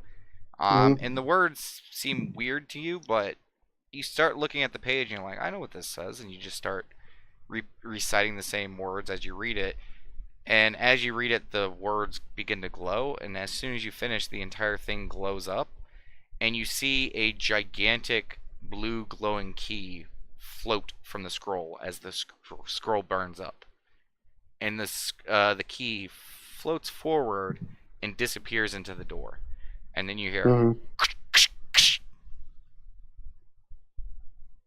Conrad will attempt to open the door now. The door opens. Oh. And there you see Sin, face down, ass up, completely butt-ass naked, passed out. Damasary's hanging just on the floor, passed out. Conrad just sighs. And he'll he'll go in, close the door, and then he'll try to wake the two up. What two up? Damasers and Sin. Okay. Who are you trying to wake up? He's gonna wake up Sin first, because he already knows Damasers is gonna be an asshole. Okay. You wake up Sin and you no more sleep. More sleep. Sorry, can you unlock the girls' room? They're kind of trapped in there. Why are they trapped in there? They have the key. Well, the key's not working, and I think it's something you did to the doors. Oh shit, did I? Yeah, because I had a Shock at me, gave me a scroll to open this door, so. Oh, fuck. He stretches and he stands up. He's like, walks over, grabs his ritual tome, grabs his backpack, opens up the door and just goes right across the hall, sits down like Indian style in front of the door, and begins to perform a ritual completely butt-ass naked. I was about to ask that, actually. And, a few moments go by. Or wait. Can he just Okay, never mind. He just walks up, snaps his fingers, and then turns around, goes back into his room. He didn't grab the ritual books and stuff. Sorry, my bad. No worries. Doors are open now, Ruya. Conrad's gonna head back in. Yeah, to and the as he room. snaps his fingers, you hear the same thing on their door. And it just opens. That's good. Thanks. I'll go ahead and Natterik. I'll just like start nudging Natterik. Like, come on, girl, wake up. Oh, what do you do? Come on, wake up. You can do it. Nothing. I'm just gonna like grab my stick and just like jab her in the gut. How hard? I'll say enough to notice, but not enough to do like tons and tons of damage. Just I'm trying to think. Okay. Like enough She to does notice not. type thing. She does not wake. Checks to see if still breathing. She's still breathing.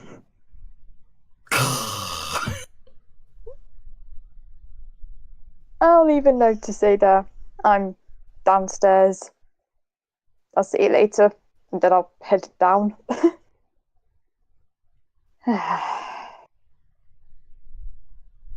So good. So Cowan's not wake up the emissaries, but like, can I do that thing where like I like get ready for like to dodge? Okay. Yeah. Sure. All right. Cowan's go ahead. You go ahead and shake him a little bit on his shoulder.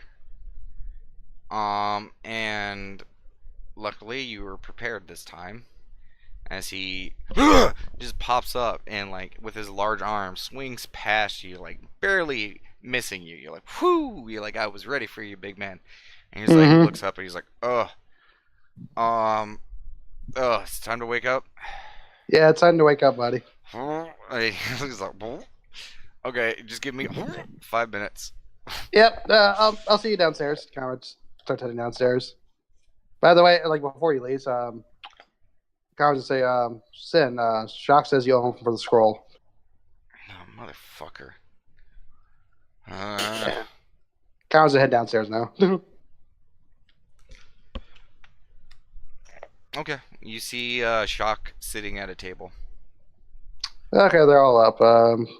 Thanks, Shock. And shortly after, you see Ruria come down.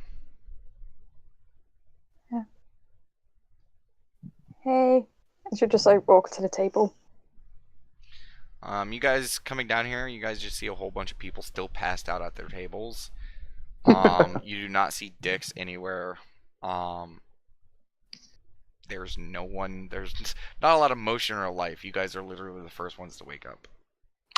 So like even the bartender's not there. There's just people There's passed out. no one there. There's just people passed out. Out. I mean, you look around. He doesn't have like stuff sitting out. Like Yeah. So there's not really like a big need to like make sure no one's robbing the place. Yeah. You guys are in a really shitty place. Oh no, I'm aware. Yeah, Okay, I'm like- very aware of that. Come on, don't worry about that. She's alive. She's passed out. I jabbed her with my stick. That didn't wake her up. If that wasn't gonna wake her up, nothing would. Just leave her be for a bit. I'm sure she'll be fine. Okay, I mean, Jacques immediately gets up from his table and starts walking up the stairs. Guy just kind of follows. Yeah, so he's like a little perplexed too. He's like, like, huh, like. And he walks up to the girl's room. I was gonna say Rose just sitting on the chair. So you're still down in the bar? Yeah. Okay. Conrad, do you follow him up to the room? Oh yeah. He Is opens the everything door, okay, Jacques? He's on. And he stands over her for a second, raises his hand, and just brings it down right on her core. Nat, you wake up. You suffer 4 points of damage as the wind is knocked out of you. And Jock turns towards the door and starts walking downstairs. What? Where am I? Wait, how am I feeling? First of all. Pretty relaxed. Like you just woke up from like a coma. But you feel like you could still sleep a little bit more. And you're overall relaxed. Minus, the gut-wrenching pain in your abdomen right now. From getting the wind knocked out of you. So you're in pain, but overall, like as that pounding subsides a bit, like you're feeling pretty okay. Do I remember what happened prior? Not during, but before. You remember getting dusted by Sin, and from there, That's all I needed to know. it just slowly fades away after that. Oh, what? Forgot? Lucked out. Fine. Nat gets up. Nat just gets up like... Conrad's still there, right? Yeah, Conrad is just probably standing there looking flabbergasted as he just watched Shock just, like, elbow drop her. Basically, yeah. He's like, Nat's covering her adamant, just like bolted right straight up, like looking around, saying, where am I? What happened? Calm down, calm down. Conrad just kind of got his hand up, like, we're in our oasis. Probably without the laughing. Yeah. Are you actually freaked out, Nat? Yeah, Okay. she is, because she was in the desert, and then she wakes up in a town with no idea what happened. I get that, but you're also kind of prior. It also sounded like you were laughing, so I couldn't tell. Sorry, if that was you were me. being That was serious. me. I'm distinct that right now. Okay, I just wanted to be clear. Nat is actually freaking out. Okay. Calm down, calm down. We're in our oasis. Everything's fine. We're going in. Take a deep breath. I need a drink. Nat says.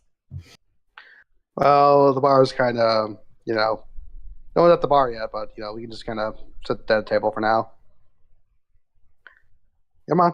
Conrad just kind of guides her to the downstairs.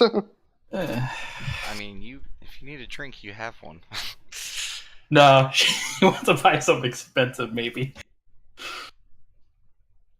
But she does, she has no idea if they're gonna get ready to go, so she brings her stuff just in case.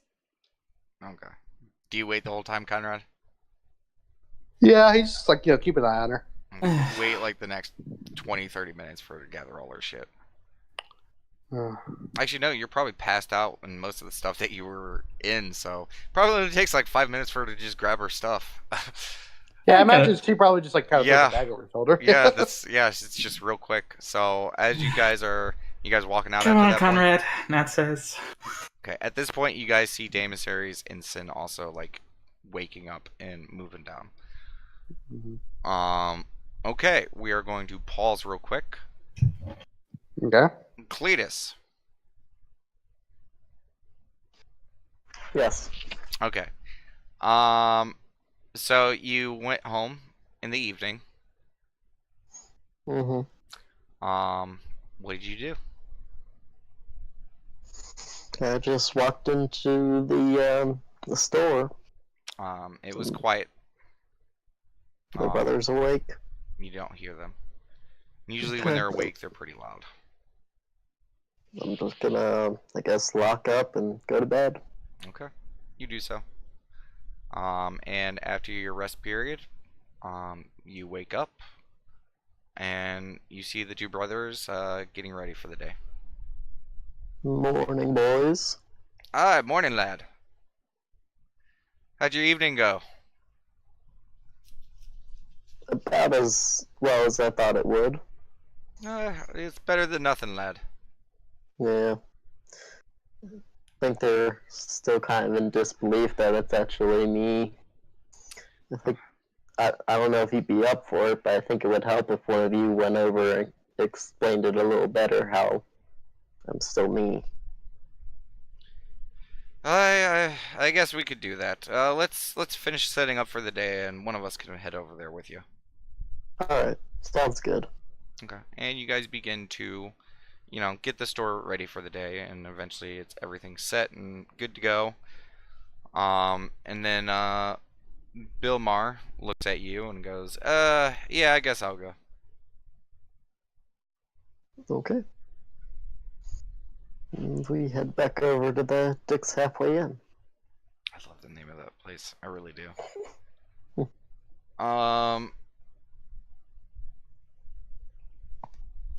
And yep, Bill Maher follows, and you guys all head down to the bar. And have your party still like hungover and stuff like that, but you guys are now all awake. You guys get down to the table where Rhea and Jacques are just kind of sitting there waiting for all of you guys to come. And as you guys get to the table, the front door opens, and there you see a very large mechanical minotaur enter, and a very familiar dwarf. Morning, everyone. Morning. Raise his Hey, hand. Ah, you all look like shite.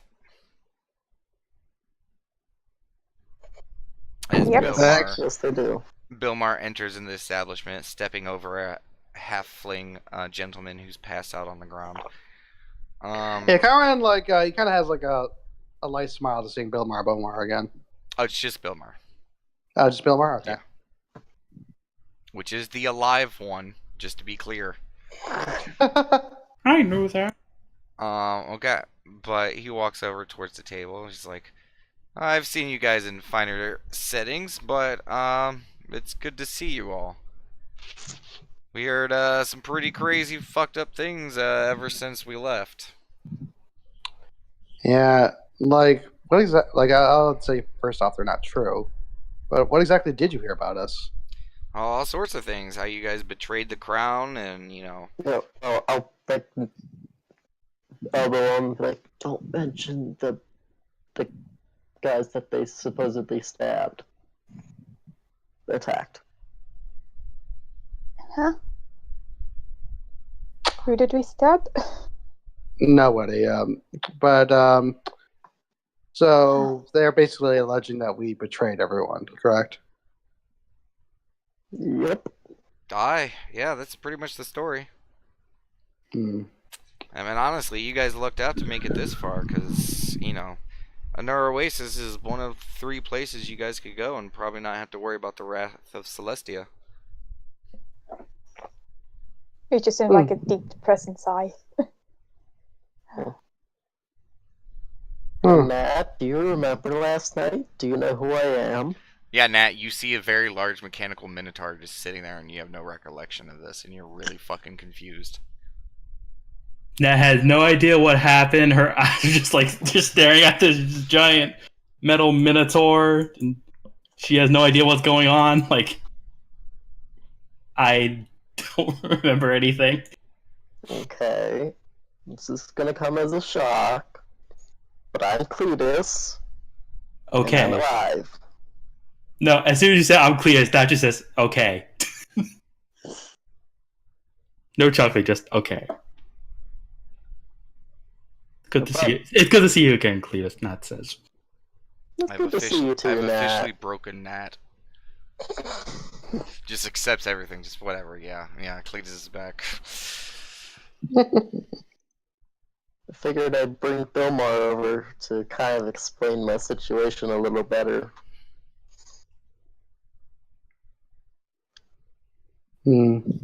So what happened, Bill Maher? He kind of looks around, he's like, do you think we could go somewhere else and discuss this matter? As he looks around at all the passed out people. Sure, yeah. Why don't you guys head over to our shop? Works for me. And he turns around and begins to walk out of Dix's. Kyra gets up and starts walking. Jacques kind of stays back and he looks towards you, Conrad, and he's like, I really do not care to delve in this matter any further. I do believe we should start getting a head start on getting information about this town. I can agree. I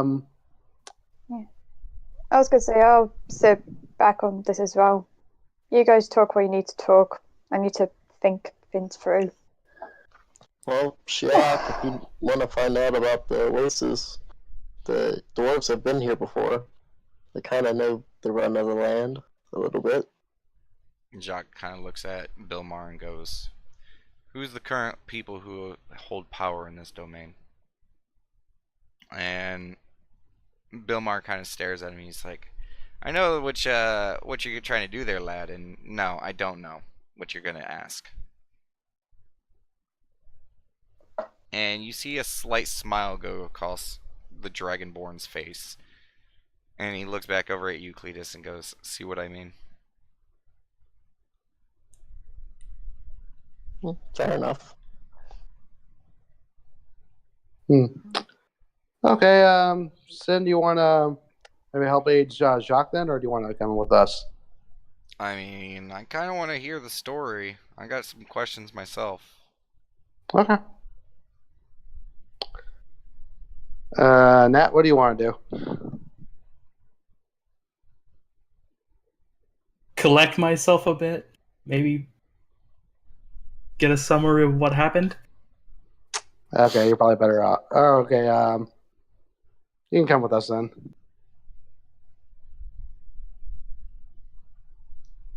Just falls behind Conrad. Just waiting for him to go. Do you want to meet back up here? Let's say noonish. Do you think that would be enough time? Possibly. I'm not quite sure. Sounds good to me. I still Okay. have my contact to try to meet.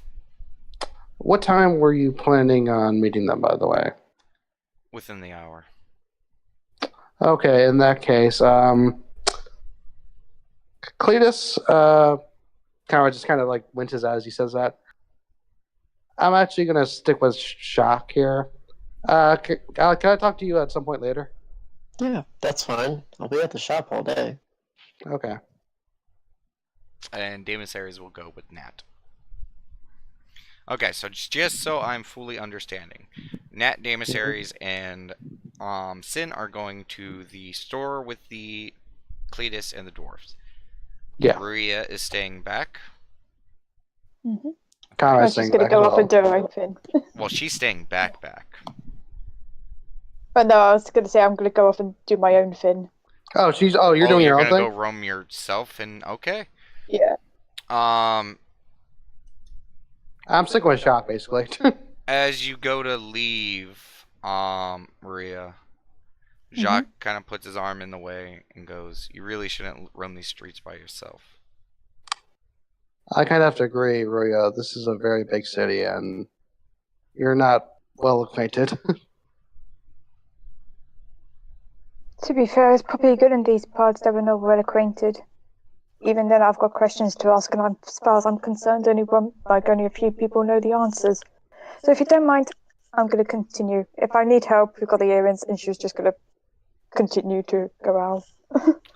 You hear a low growl come from Jacques as Vuvrath, Zokanakov, Zoko.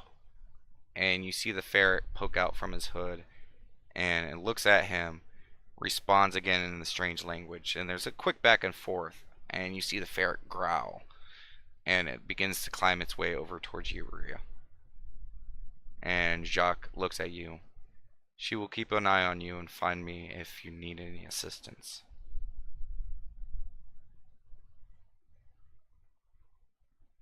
Fair enough.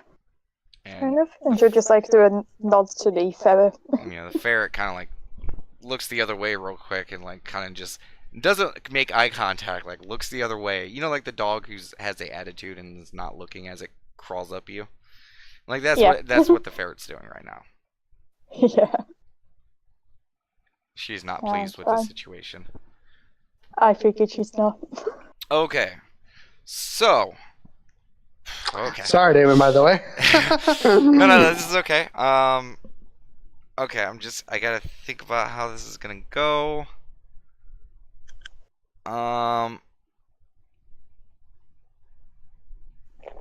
Okay, Ria, where are you going? I was going to go to the guardhouse to where they did the whole blood identification thing. Okay, to the gate. Yeah, to the gate bit. Okay. You make your way over there, and you see the gate. Are you trying to look for the same guard? If I can find the same guard, that'd be perfect. Give me a perception check.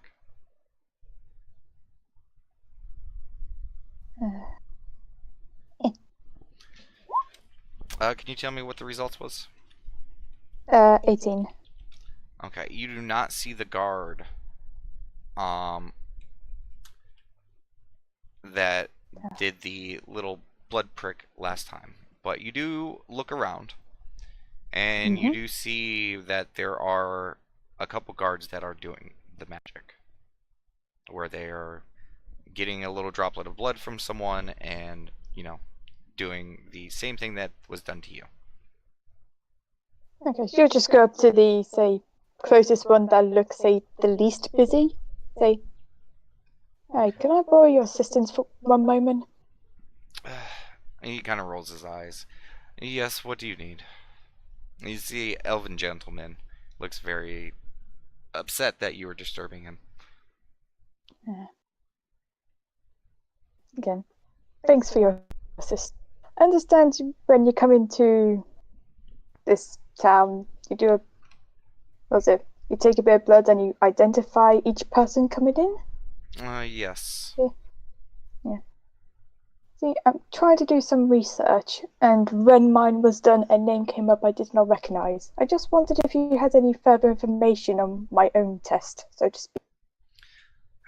Or do you just do name identifications? He does a deep sigh, and he says, we just practice basic hemomancy here.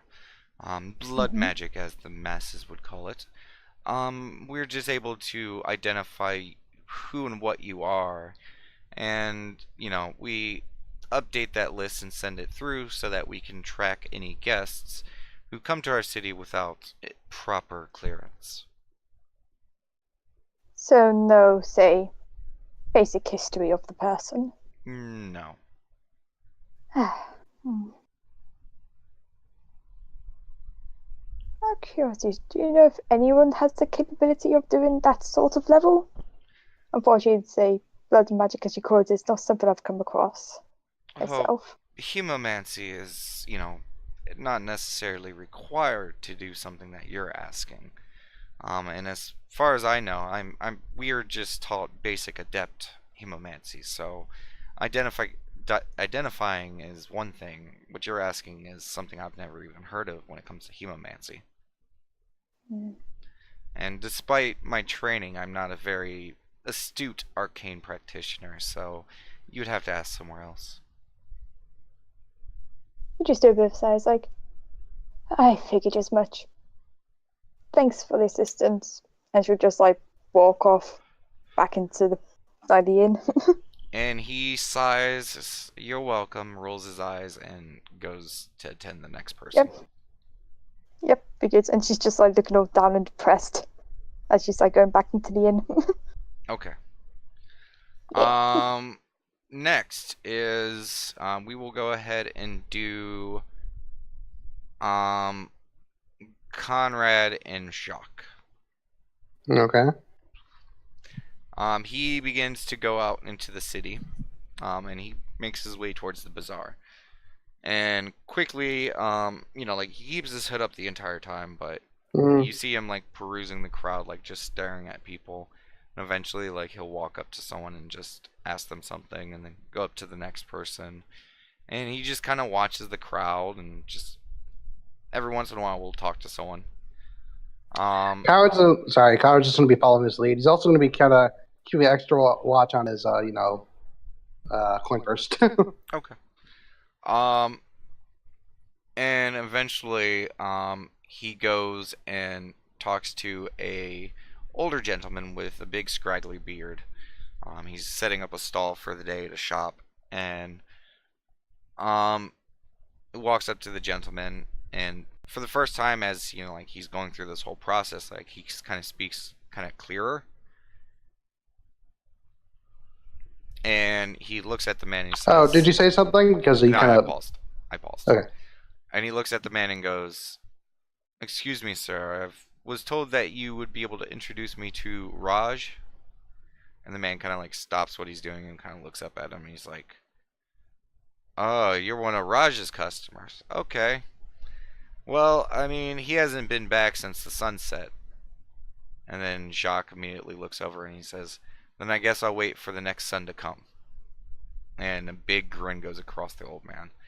And he leans into Jacques. He's like, "Yeah, I just go past the bazaar. His meetup spot's usually behind the shit. I should probably have the store name up.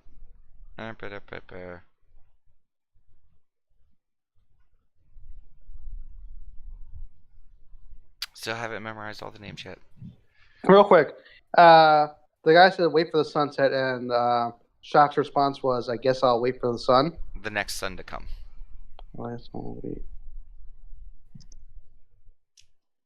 Okay. He's usually hanging back behind Glazed and Glorious. That's his spot back there. I'm sure once you head back there, you see his little stall. And Jock nods and flicks him a gold. And the old man smiles and says, "Blessings upon you." And Jacques begins to make his way that way. Yeah, continues following Jacques. Okay.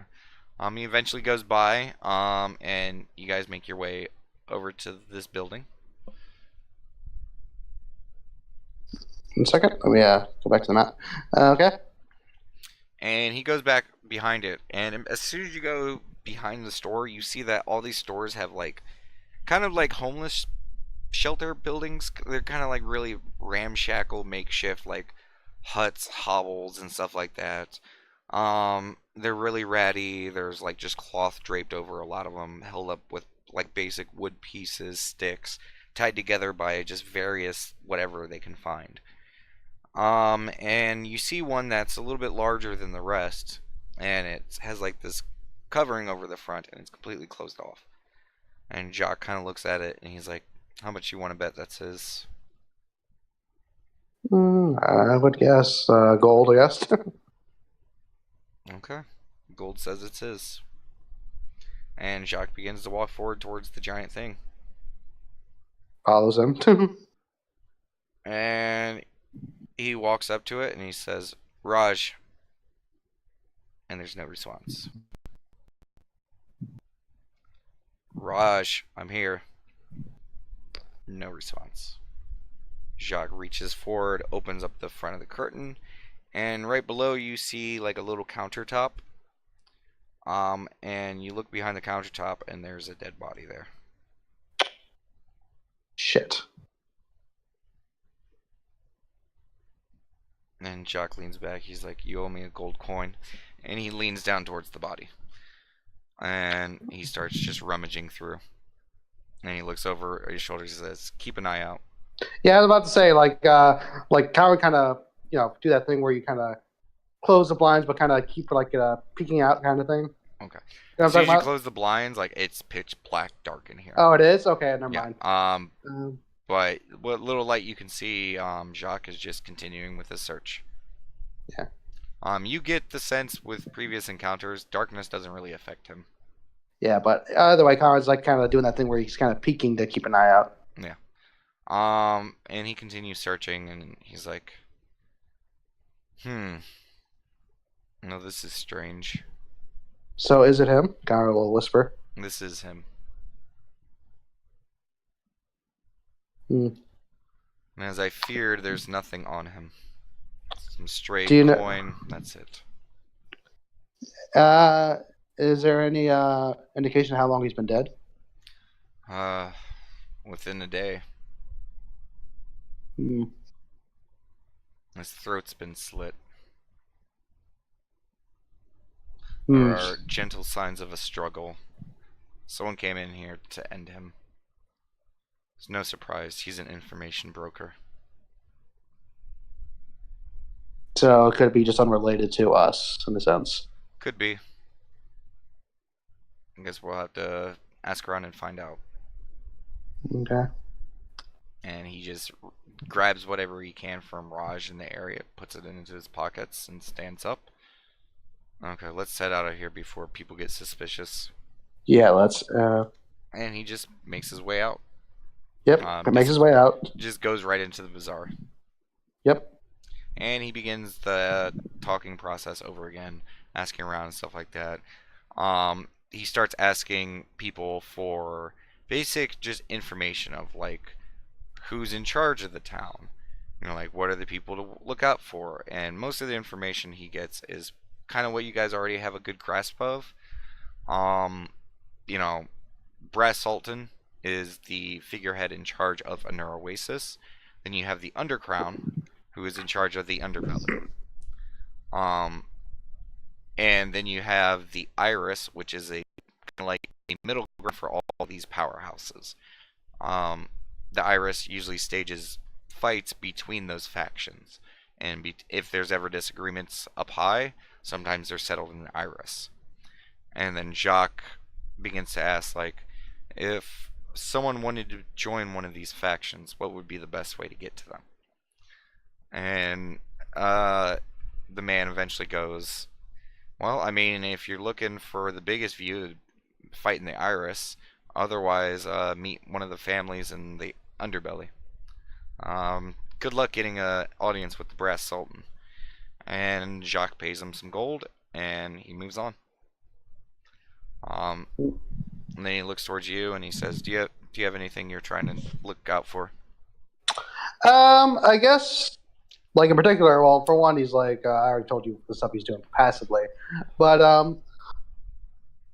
I guess like with this Jacques dead now, I guess he's gonna see if anyone's actually following them. You mean Raj dead? Yeah, with Raj dead, like since like Conrad's kind of a bit more paranoid now. Okay. Perception I'm check. saying like, yeah. Uh, You do not see anyone trailing you. okay.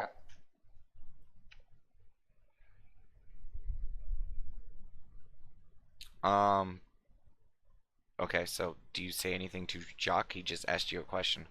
Yeah, Conrad just said I'm just kind of keeping an eye out. I don't think anyone's been following us, as far as I'm aware. Well, with my contact gone, I'm kind of lost to the wind. Hmm. Is there any way we can find, like, what do you know if he has been the only one who deals in information here? He's the only one I knew that had the information I required. Hmm.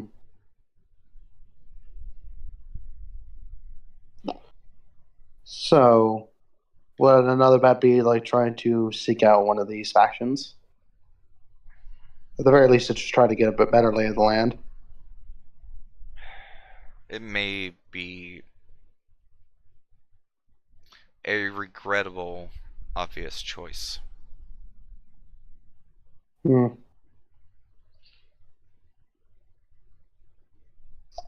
In that case, then, what do you want to do? Do you want to just regroup at the end? I'm finished. I just need to think about these changes. Okay. And he just quietly begins to head back to Dix. Yeah, Carl will follow him. And Also, keep an eye out. Yeah. And after a while, Maria, you were sitting in Dix's, and Jacques and Conrad enter. You're just like look at a friend there to be like, your old friend's back. She's just like look at the table, go depressed. She's not like lifting her head or anything. You all right, Maria? Been better, been worse. I figured it wasn't going to work out, so it doesn't really matter.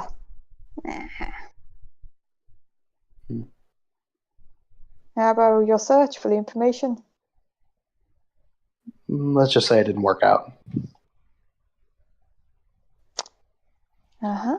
I wouldn't say that. We did learn something today. What's that? Everything in this town seems to be tied with the Iris.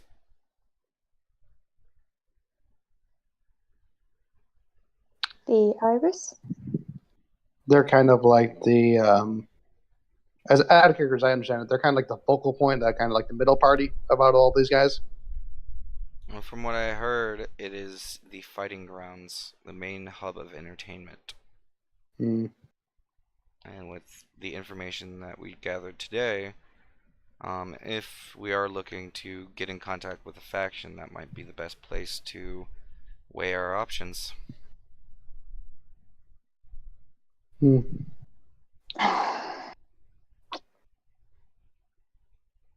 So in that case, And for those who are curious, this is the Iris. Okay. I was about to ask. That's the Iris. I wasn't sure if that was like a far off place, you know?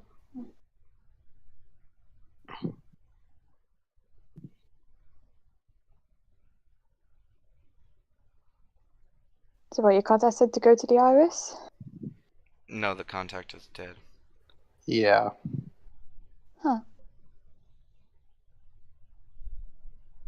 And Jacques just walks over to the table and sits down. Conrad sits down as well. By the way, is everyone still passed out / empty?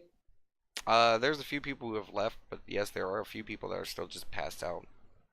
But like, there's no one at the inn either, right? Like sitting at the counter. As of right now, the female with the messed up faces. Do you guys want some breakfast? Carolyn says. I guess I'll buy. I just flick like a couple of gold to comrades. I'd be like, yeah, I'll have some. The ferret quickly shoots down Jacques' arm and just kind of sits at the table.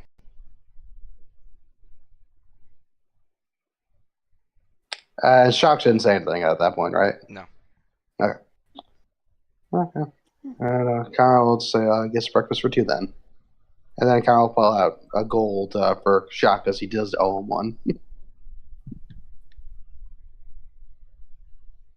Wait, you? And, Oh yeah. Me by as the the way, DM, I completely forgot about that. Yeah. But Jacques does not. He gladly takes the coin from you. And do you get the attendee's name or the attention? Yeah. Excuse me? Oh, yeah, just one moment, dear. And she goes behind the bar and walks over to you. How can I help you? Hi, excuse me, we're looking for breakfast, Miss... Oh, breakfast. Oh, not too many people find themselves up this early for breakfast. You know what? Since it's such a rare and special occasion, I'm gonna go see the big man himself. I'll be right back. And she turns and walks away. Connor just kind of... he looks a little... He just kind of shrugs and goes, okay.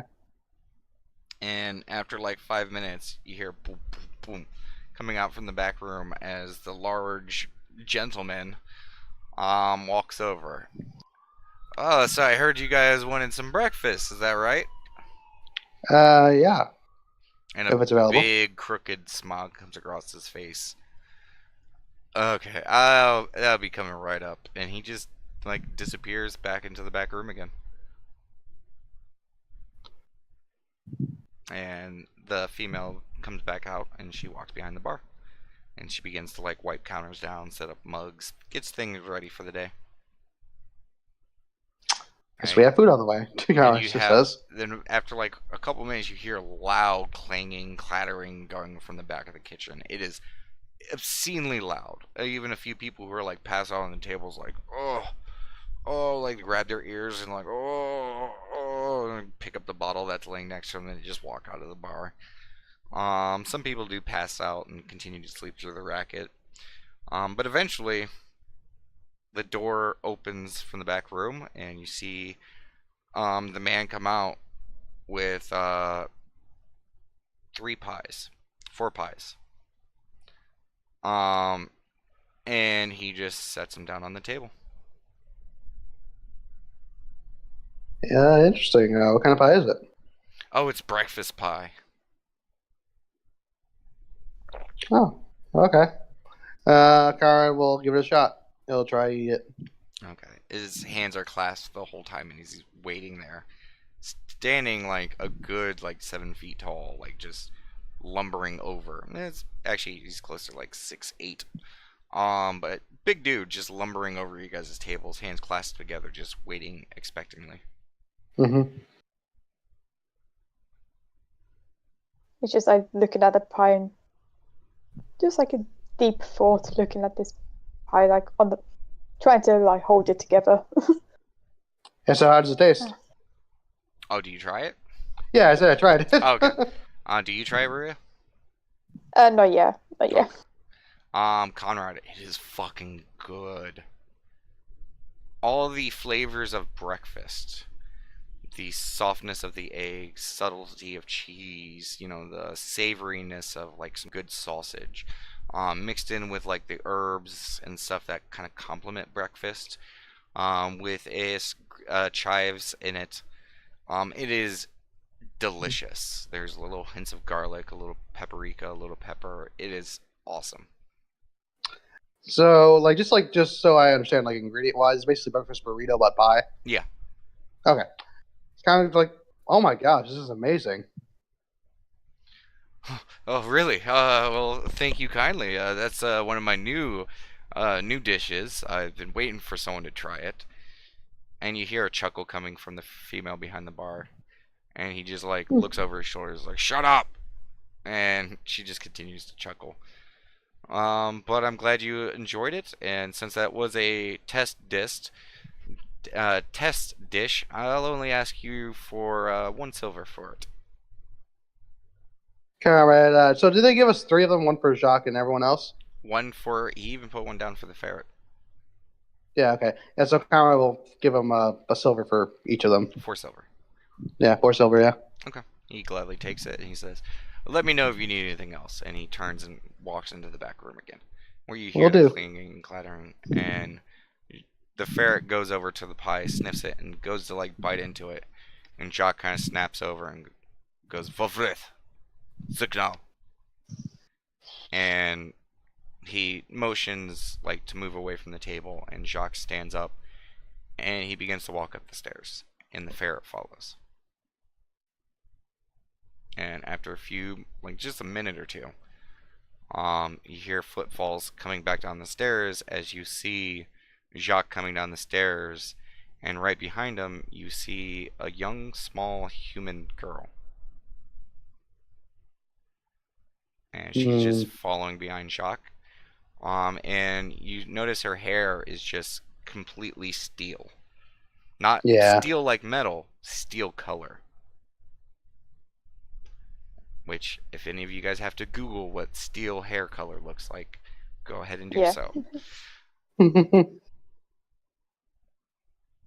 We're just gonna like look at the girl, nod, just like knowingly nod type thing, and just like start poking at the pie, taking small bites, being half-hearted at it. And Jacques sits down at the table, and you see the little girl kind of staring daggers at you two a little bit as she approaches the table, sits down, pulls the pie in close, and just with both hands starts eating it. And with a very deft quickness, you see Jacques like smack her hand, and then he speaks again in the foreign language to you all, and she kind of like growls at him a little bit, and reaches over, grabs the fork, and kind of awkwardly begins to poke at the pie with the fork. And she starts to eat with the fork, but it's awkward, it's weird. You can tell that this is probably the first time she's ever eaten with a fork. Yeah. But she digs into the pie.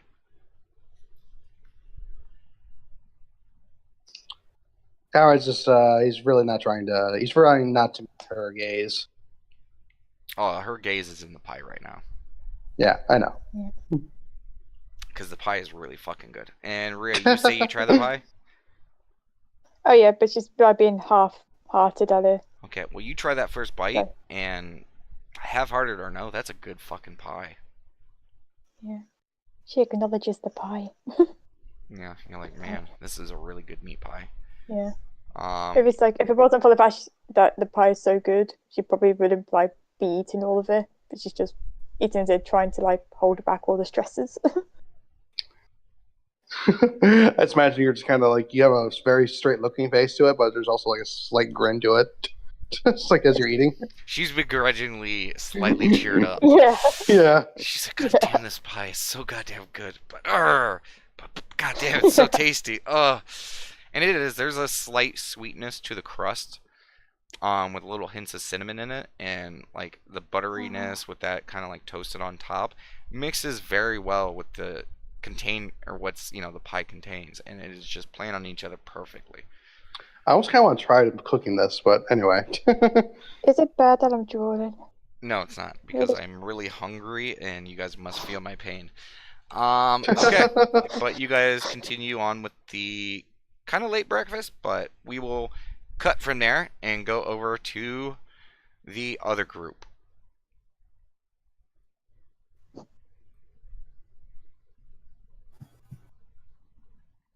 other group. Now, We're please. I'm here. Okay, you guys make your way over to the workshop. Nat, this is your first time there. This forge right on the corner is where you guys go. I mean, this is the first time Nat's even looking at this place. All the people Technically, yes. and everything. This is the first time you've seen it, Nat, and you are flabbergasted when you exit out of the Dick's Halfway Inn. Like, you've never seen a city like this. This early, and there's still already like traffic going. Like this, even Lateste does not compare.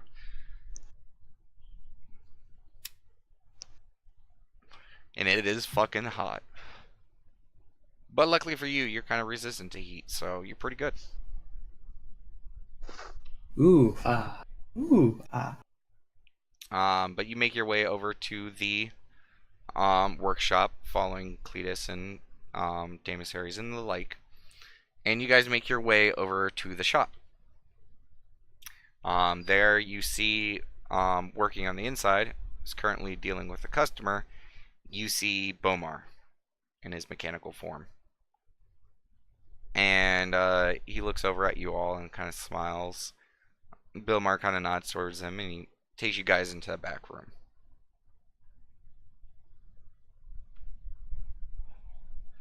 And he gestures for you guys all to sit. Yeah, Nat puts her bag down, and then she sits. Daemissary sits, Sin sits. And Bomar kind of stands there, and he's like, or Bilmar, and he goes, okay. So, what questions do you guys got?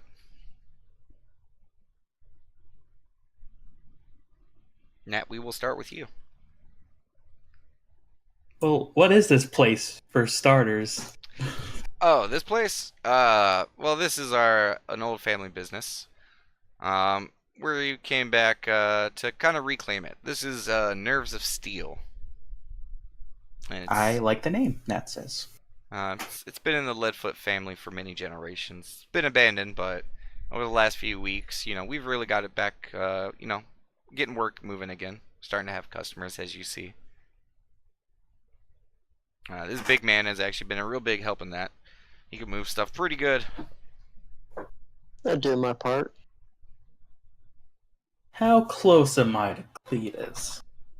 As close as you need to be.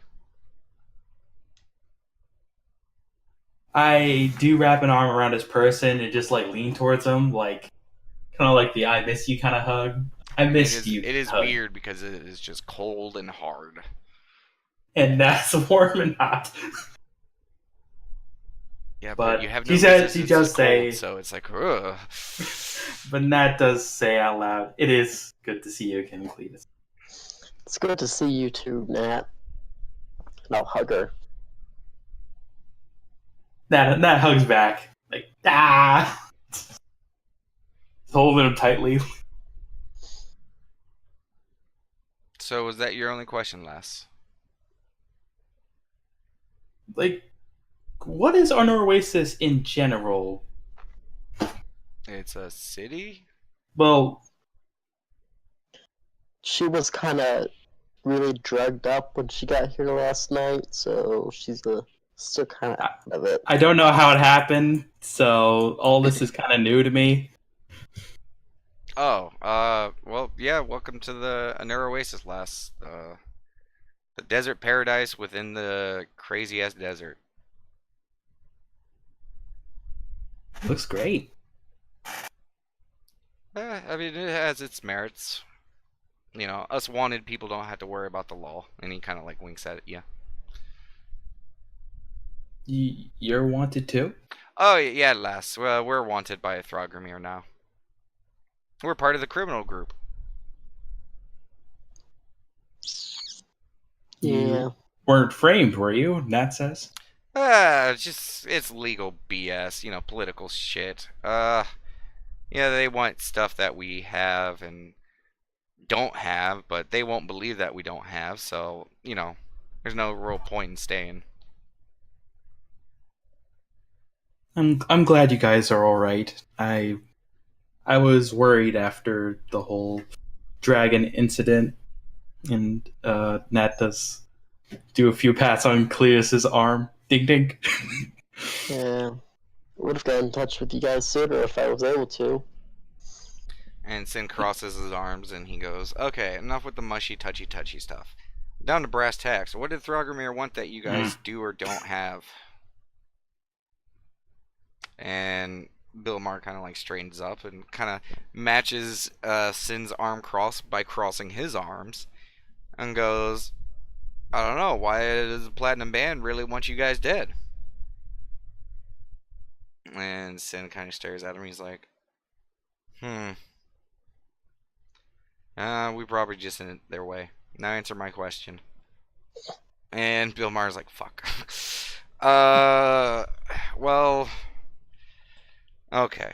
I guess we can trust you with this, guys. I mean, you guys helped us with our family, and if Cletus thinks that you guys are still up and above everything, I'll trust his judgment. He spent a lot more time with you guys than we did.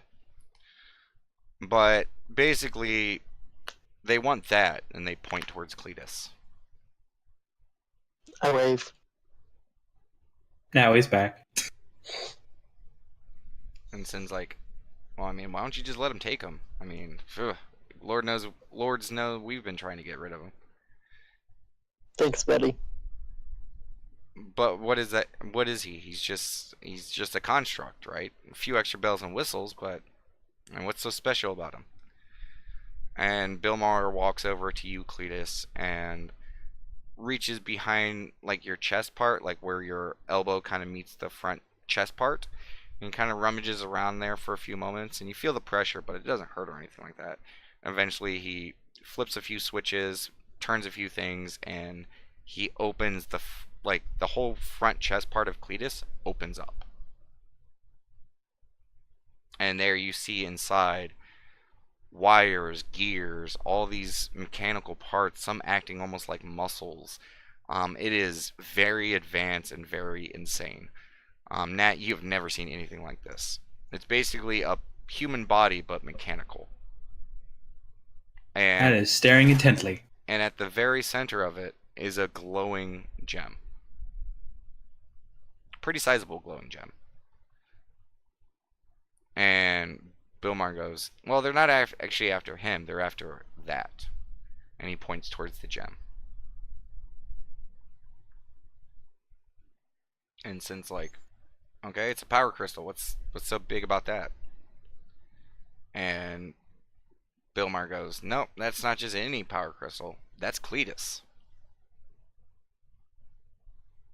And Sin like rubs his chin. He's like, "Huh." So that says so they want Cletus,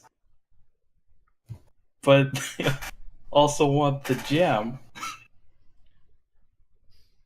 And Sin's like, "What is that gem?" And Bill Maher kind of looks over and he's like, "Well, that, my dear boy, will be that is a soul stone." And Sin goes, "Huh. That's interesting." Um Nat, go ahead and give me your Arcana check.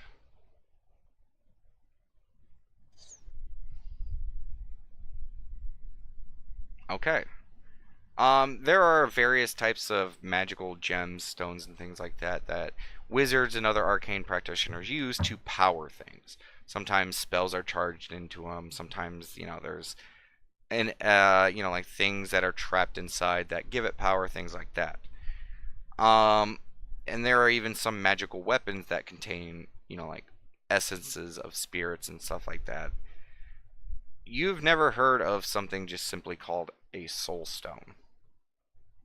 And not hearing about it makes it seem like it's probably something special.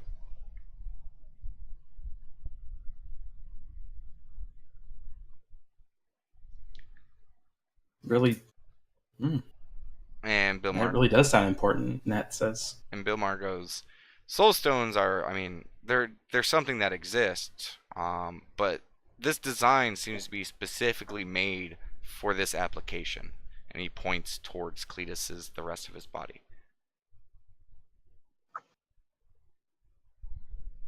And he kind of like turns around and closes everything back up. And Sin kind of like, "Huh. Well, I mean, that does make a lot of sense." And Bill Maher goes, and that's why they want it. And Damus Harris raises his hand. And he's like, I'm really confused. Basically, buddy, it's me. No, I meant, like, why do they want it? Why is it so important? I don't get it. Imagine you had a really, really, really nice hammer, Okay. and someone took it from you. Okay. Now imagine I'm the hammer that Throgomir had, Okay, but why? because I'm special. Sin kind of like, no, it's a never-ending army. You train your army, they die, you use this technology, and your army just comes back over and over and over again. I mean, Lord knows what else they could design with something like that.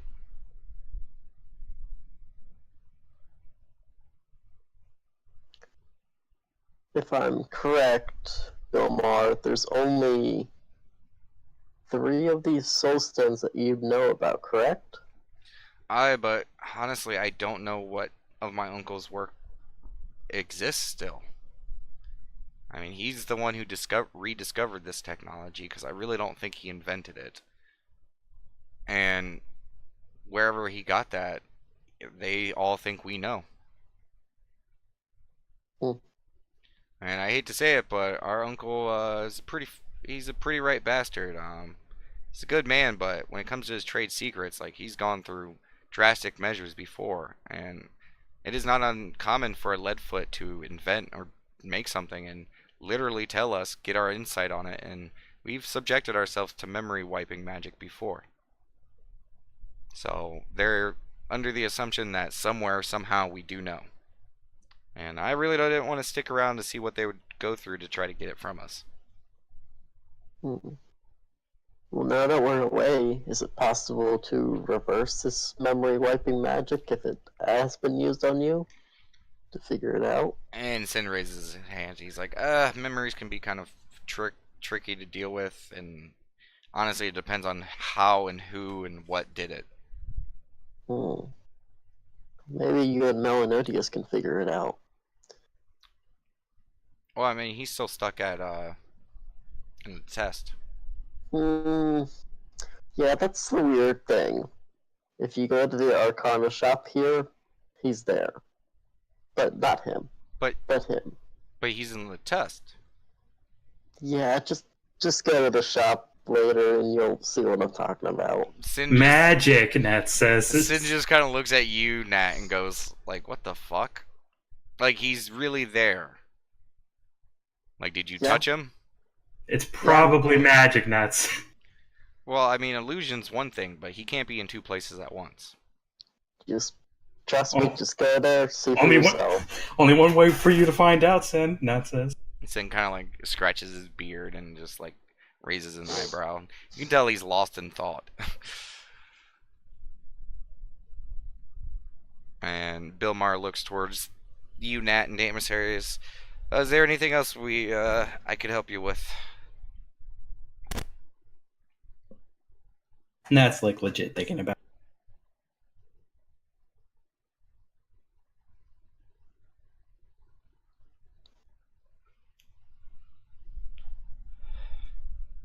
I honestly don't know how long we're staying, or if I don't know what our plan is. I don't. Well, Eyelass, where are you planning on going then?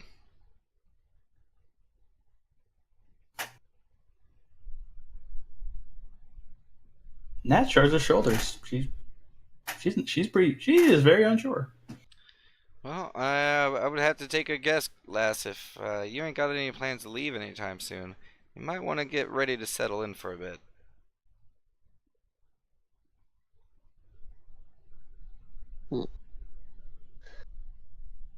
Well, Sin, do you believe it's actually me now? No, I believe it.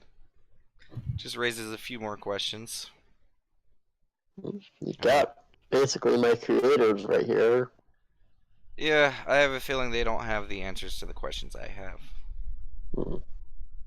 And Bilmar chuckles. You little shite. Yeah, but you're probably right. I mean, the only thing we know is from, scribbled notes that our uncle did leave behind, and I'm sure, we can keep looking into this matter, but it's gonna be a while till we'll probably have any hard news of it. Yep. Nat takes out her flask and takes a swig from it. And just kind of pat Nat on the back. Thanks. Well, I think for right now, guys, I'm just gonna keep helping the dwarves out in the shop. But if you need my help for something, Aw, come on, lad. You don't need to stick around us. You've helped us enough, and, I think you best be giving your allies a little bit of a hand going forward. I mean, this place is pretty fucked up. of course, yeah, I'll help them if they want me to. But right now, I think they're just a little shell shocked on me being alive still. Can you give them a? Damisair shrugs his shoulders. He's like, I'm over it. Well, I know you. I figured you would be. That's why I tackled you. And Sin shrugs his shoulders. He's like, and I couldn't care. I'm just happy to see you, Nats. Oh, thanks, guys. Do you still have the hammer? That says. I don't have. No, my hammer got left with my body. The hammer, bro, doesn't have a hammer? No, She's like, she looks shocked. Like, looking at you, like, looks shocked. Like, oh. And Damisair goes, if only he had a hammer, and he reaches into his bag and pulls out your hammer. Oh. But you said you sold it, you asshole. No, I just wanted to be funny. I actually got all your Mhm. shit. Well, the shit that survived. Yeah, I figured not everything would have. Yeah, I mean, you got your armor and your hammer. Cool. What about the shield? And the shield. And the sandals?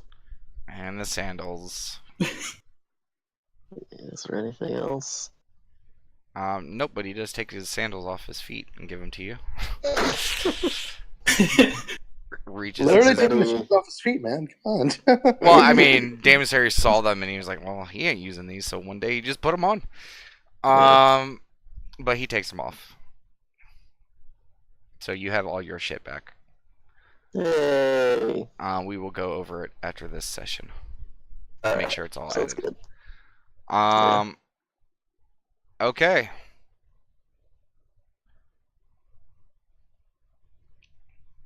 And Bill Maher is just kind of sitting there and like, well, if there's nothing else, you fuckers get out of here. I need to get back to work. And Damus Ares walks over, picks up Bill Maher, and gives him a big hug. He's like, it's good to see you again, Master. And he's like, put me down, you little... Yeah. And he's like, his little feet are wiggling in the air. It's also good to see you, Bill Maher. Nat says as she holds up the endless flask. I think I'm gonna help them finish the day, and then I'll be over at the Dick's halfway in tonight, guys. That says the what? Oh, that's the place you're staying. It's the Dick's halfway in. She's like, does like a smirk and they're like, okay. Okay. And Damus Ares sets Bill Maher down. He's like, okay, so I guess we're heading back to Dix's. Don't worry, guys. A few more sessions and all those little jokes will be out. No, it'll still be funny. Yeah. But, Nat's hearing it for the first time. Of course she's gonna be. But Sin walks out of the shop and starts heading back to Dix's. Damus Ares goes out and hugs Bomar one last time, and he starts cursing at him in Dwarvish. And Damus Ares sets him down and waves frantically bye to everyone and heads out of the store. Nat grabs her bag and leaves also. Waving to Bomar. They both wave. To the end. And after they leave, the two brothers look at Euclidus and are like, so, lad, I hope you got the answers you were looking for.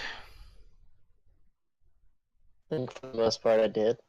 Like I said, they're not bad people. They were pretty much set up. Alright, lad, but it's never too bad to take things with caution. Yeah. But get off your ass, and you said you were gonna help us, so we're gonna work you to the bone.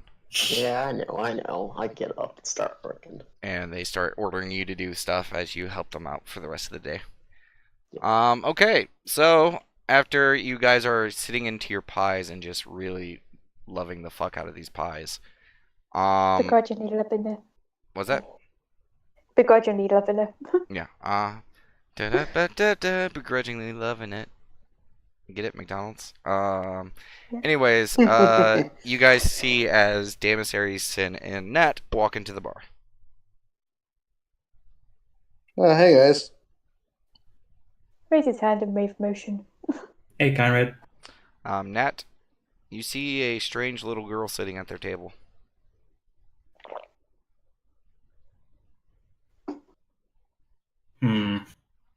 Maybe no more older than like 6 or 7.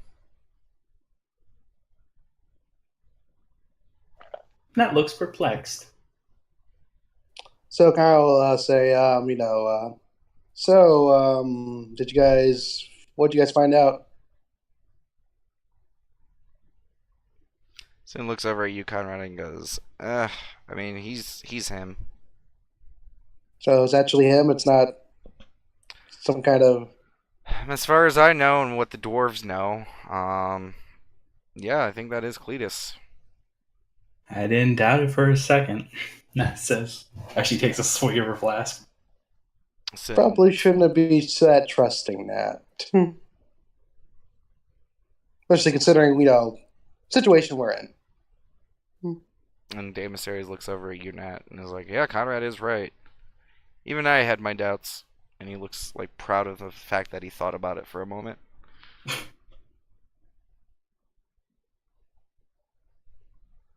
Yeah, he just shrugs it off and sits. And as soon as you guys, sit down, you see the large lumbering form of Dix walking towards the table. Pies for your companions as well? Yes, you really gotta try it, guys. And Damasaries pulls out some coin, and not understanding how to count, sets down 3 gold. Hang on, buddy. Kyle just kind of. It's silver, the gray ones. Oh, One of those. and he reaches back into his bag.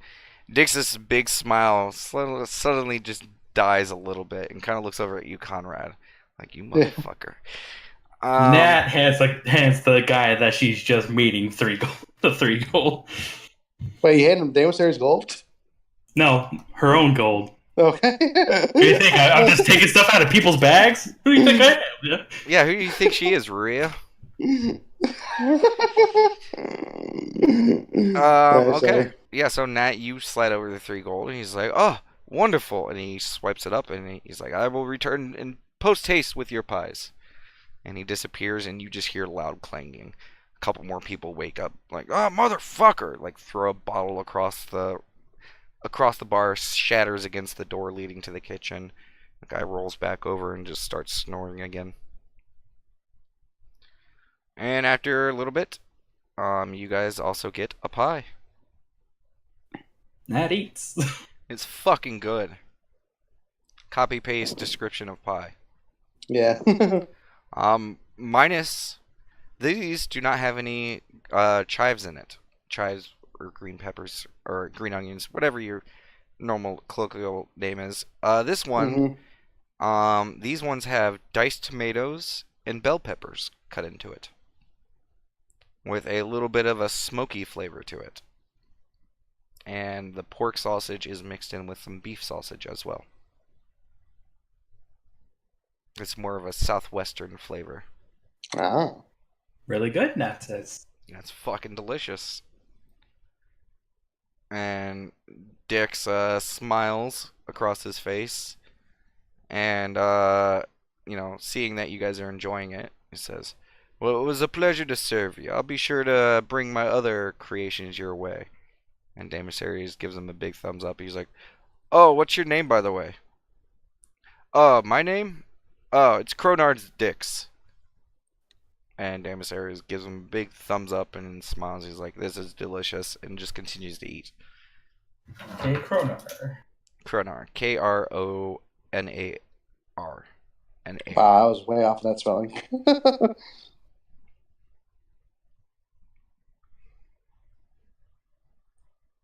Okay.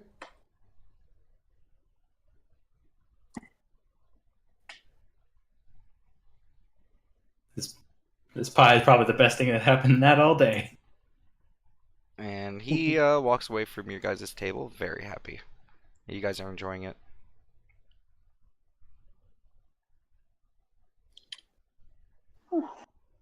Yeah, so Ankara will brief them on what happened with their morning. Okay. Rue's just keeping quiet. Okay. Yeah. So you tell them that the dude died, I guess? Mm-hmm. Yeah. That you guys didn't find any information about his contact and blah blah blah blah blah blah blah blah. Yeah. Okay. And I guess Nat, you're gonna take the lazy route out as well? Yeah. Okay. Well, there's only so many times we can explain it before it's just like I know, I get it. I get it. No, it's okay. Just, skip over all my campaign. Oh, sorry, dude. No, it's okay. It's okay. I'm just kidding. I just realized I screwed up the stream for a moment. When the players ruin like the DM's content and just I know, ruins just the a campaign single tear completely. goes down Damon's eye. In the arms of Yeah. the angel. Now it's just explaining how she missed a lot apparently, and she I love was getting how a basic rundown. I love how they were prepared to answer any questions about Cleus, and then that's like, "What are we doing here? Like, where am I?" And they're like, "What?" Who am I? They must have been so confused. Yeah, I sometimes I the mean, context that and blacked perspective. out and wake up in a complete random location. Then how do you not have questions? I mean, no. Okay, but you guys explain your shared stories, and you guys go over all that. And Damus Aries, and halfway through this discussion, looks over at Shock, and is like, "You're not gonna eat that?" And Shock slides his pie over towards Damus Aries, and Damus Aries starts digging in. But you guys continue your talk. You guys just finish your, continue to be like moody and depressed. but Okay. you still can't help but to smile every time you take a bite of the Oh. pie. And eventually you Yeah. guys finish your little meat pie, breakfast pie, and it is fucking fantastic. And you guys finish explaining, what each person ran into. Ruya, do you tell them what happened? Nope. Okay, you just stay quiet. Yep. As you guys are finishing your pie and you guys are finalizing the conversation, you guys see some people coming down the stairs. The first, for those who had already seen it before, you see Crevasse coming down, floating down the stairwell. And behind her, you see this individual.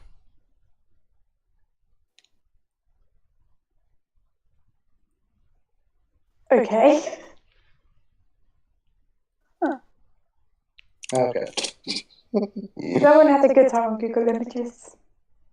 Apparently. I found these like a year ago, okay? So like Okay. yeah, Sure. I did. Totally believe you. I can actually bring up and take a snapshot of the day that these files were created inside of my computer, so bring it.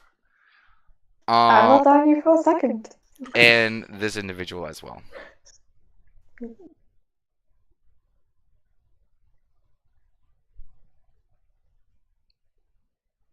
Yeah, I was gonna say, like, as soon as Riri sees the, what I guess is computer, she's just gonna like stare and look.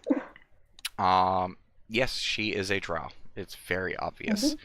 Yes. And the person in front of her is clearly a illithid, a mind flayer. Yep. Seems to be of the female variety. And they all approach the bar, and Dix kind of smiles at them and disappears into the back room. and you hear the clanging and clattering going on again. And you guys watch as the beholder looks over towards around the bar, sees Conrad, and winks at him. Kind of waves. Nat looks at Conrad.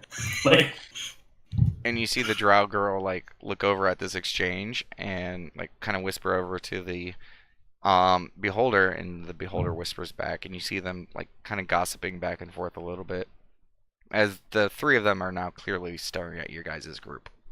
Oh god.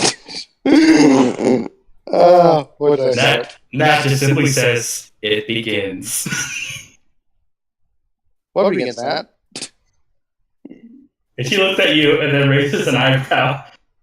Then looks back to them, then back to you. Well, if you're Then looking back to them. around, Nat, go ahead and give me a perception check. Yeah, sure. Yeah, there was a bit of context missing in game for that. Okay, Nat, as you're like looking back and forth, like trying to insinuate that Conrad's gonna bone them all, something catches your attention.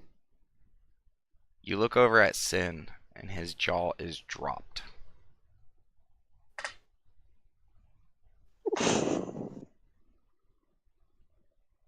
The day has come. Then just likes tentacles. I mean, do you try to see who he's looking at? Yeah. I mean, with your perception check, I'll say it's pretty simple. Given his overt behavior right now, he's currently staring at the drow girl. And as you're like kind of noticing this, you see him snap to and like close his mouth real quick and just like look down, and like he just pulls out his tome book and he just starts looking at it. Like just starts rummaging through, finds a random page. You're like, I don't even know if that's Dear upside diary, right. I saw. You're like, I don't even think that tome is up right side up right now. Nat's making this set. But after a few moments, you see Dix come out with a tray with 3 plates on it. And you see the girls gathering up their plates, and you see them going up the stairs.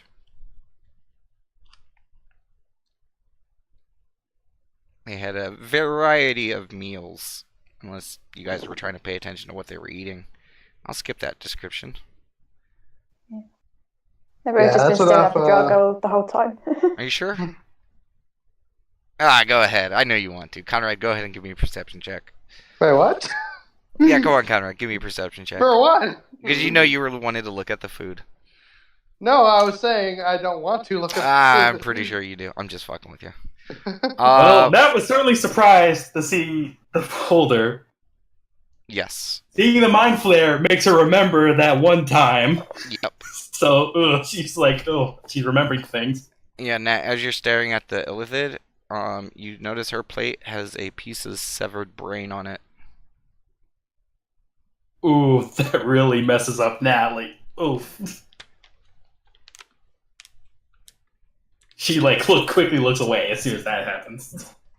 Yeah. But they continue up the stairs and disappear.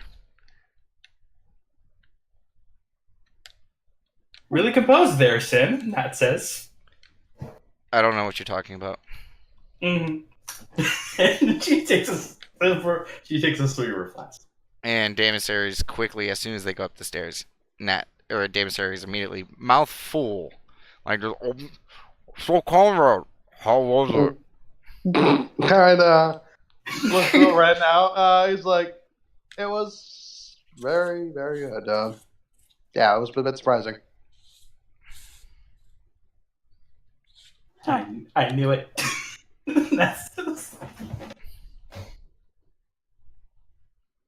And Damasaries looks over at Nat and Rhea, who obviously have no fucking clue what he's talking about. Exactly, yeah. And he just looks at the two of them, like, big smile. Like, a little bit of food comes out of his mouth because he's, like, smiling with just a face full of food. And a little bit comes out of the corner of his mouth as he, like, just can't hold back the smile anymore. And he's like, he fucked the pink one. And he just kind of giggles to himself like a little school kid. That's like, Yes. Huh. Just like more confusion has just popped up. You I know, when imagine Rui was just like, how does that work? Yeah. How does that work? Well, I mean, from what you know of beholders, Ruria, um, yeah, no, that's weird. A beholder Yeah. working in a place like this and providing services like that. Yeah. Nowhere does it ever mention anything like that. You know, Drow I can kind of understand. Beholder, no. Even the Just Illithid, no. now that I remember Yeah. because of your book, prior knowledge, yeah, you would know that both of those two stand out. Yeah. glad you had fun, Conrad. That's it. This place is weird. And now you know that your ally Conrad had slept with a beholder.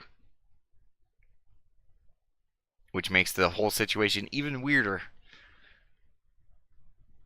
You just could like budge a chair away from Conrad if it's near Conrad. Just be like, Rhea scoots trying away to like from you. think about it.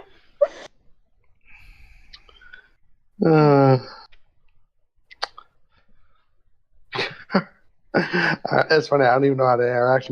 Conrad's Conrad's kinda like, he's like, yeah, I feel a little embarrassed, but fuck it, I had a good time. yeah, it's kind of like that exactly. It's like, I mean, I was. You broke He's up. red, but I'm sorry. 1 second.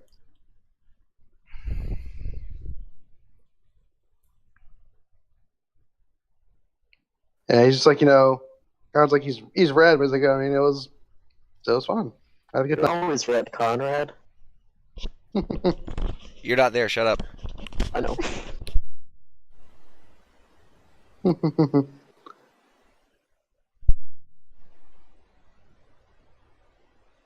Yeah, but he does look slightly embarrassed. Not too much, though.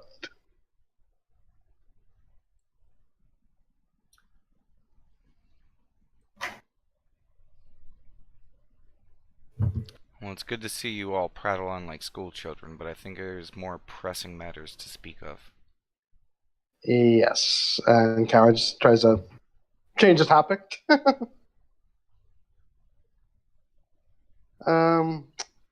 So, with that in mind, should we attempt to go to this Iris place? Well, are we prepared for it? Should we try asking him around more about it, or do you think we got all the information we're going to get about it? I think it would be wise to at least establish some information on it. Okay. But that all goes with what your plan is. What do you hope to achieve or gain by going to the Iris? I mean, think about it. You have one girl who has no fucking clue what's going on. Another one who seems to be lost in her own world. You have a man probably too stupid to understand the situation he's going through. And one person so arrogant and complex that he would probably leave you all on the drop of the hat if things go too south. So, what is your plan? So Rue's just gonna like slightly not give him like dagger eyes type thing, but she's quite clearly pissed off with what she's just said. Like what she's just said. Like, at least we all have one goal of common, that's taking down a stupid order or not order, whatever you want to call them. And yeah, if the Iris group, whatever they're called, is the best way to go about it, and whatever your plan to take him down is the best way to do it, I say go with that. She like takes a drink. If a drink's there. If Here's not, a she'll drink. just feel grumpy.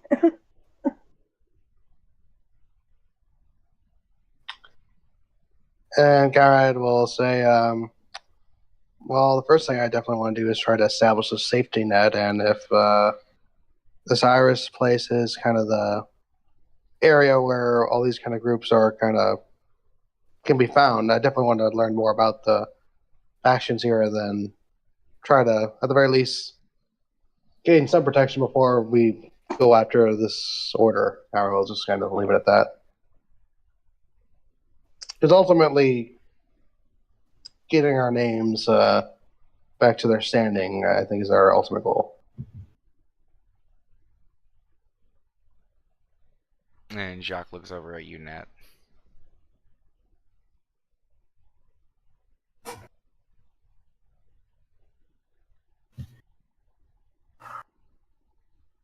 Well, while we are holed up in here, her hands are like kind of emphasizing the oasis. I think following that lead probably would be best.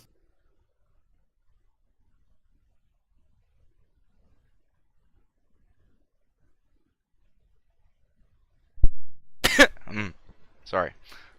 So Jacques looks over, kind of just at the group in its entirety. So revenge, clear your names. Well, it seems the best path to either of our goals, since all our paths have been lost, is to establish a new one. Maybe getting introduced to one of these factions and getting under one of their wings might be best. But then the bigger question arises. Which?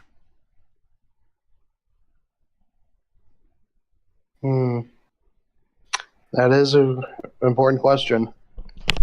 Conrad probably explained them in his summary report, I suppose.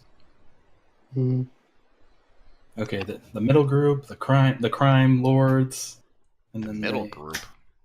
Well, the Iris. Okay. The Iris so much isn't a faction; it's just its own entity.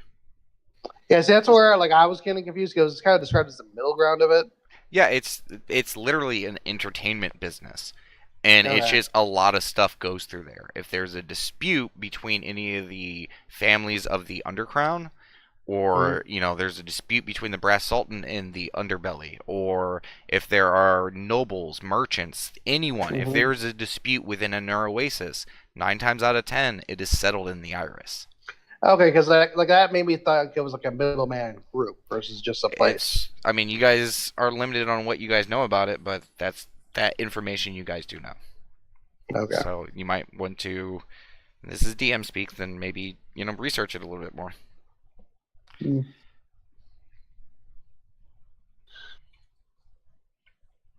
Well, I definitely want to know more about these groups before we commit to anyone. Well, which group should we scout out first? As I understand, the Brass Sultan, that one's to be the hardest one to get to just because of just contact. So they should probably be the least on the list of knowledge at this point. I was going to say, is the Brass Sultan the top one, which you had at least? Yeah, exactly. That's like, that's like the guy where it's like, you don't know about him. It's like it's hard to reach him. No, I'm just trying to think from when we had the slave camp and we found that the halfling dude was part of one of the factions and trying to remember the He was a part of the Undercrown. Yeah. Underground, yeah.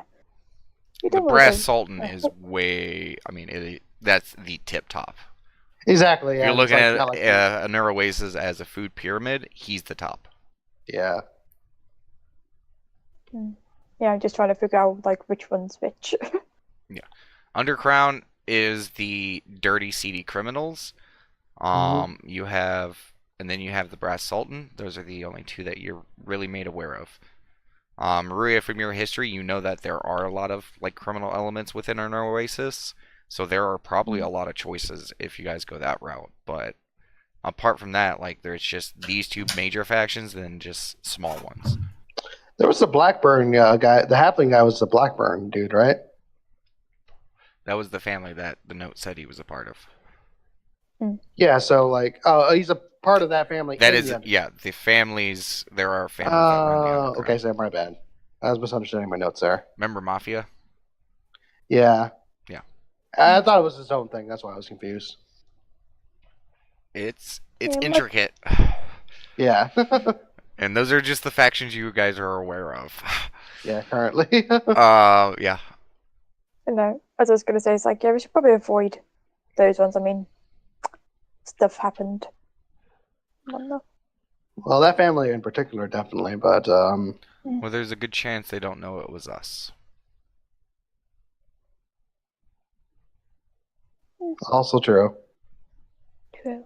And I don't know if the whole party would be comfortable with working with the Undercrown. And her eyes are like pointing to Damasaries. Daemon Harris kind of like I get the sensation that like as soon as Nat looks at Daemon Harris, the whole party looks at him. Only if they want to. I'm not forcing them.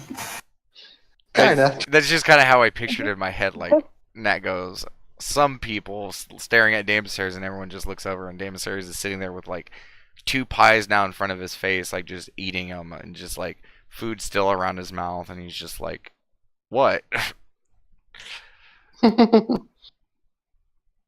I mean, as long as I ain't got to do anything fucked up, I mean, sure, maybe. I don't know.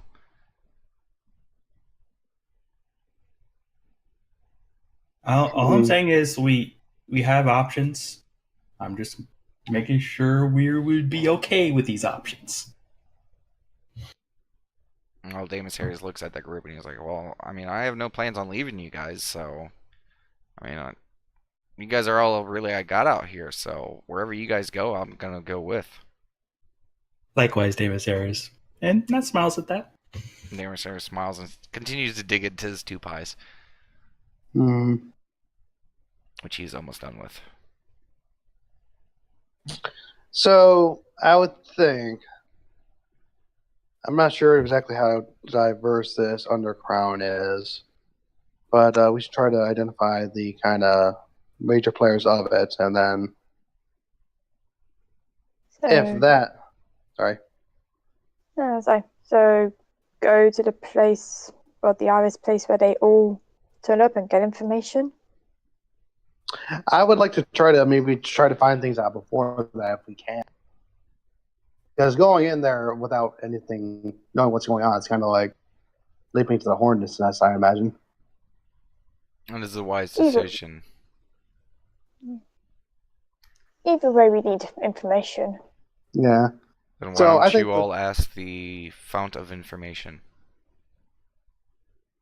I'm just kind of raising an eyebrow. And he kind of looks upon the group that you guys are probably all like looking at him curiously, and you see just a very subtle smile creep across his draconic face, and he looks over towards Dix, who is at the bar, like whistling to himself and like just cleaning up and stuff like that. You travel as much as I have, and you learn some of the best pieces of information comes from them. That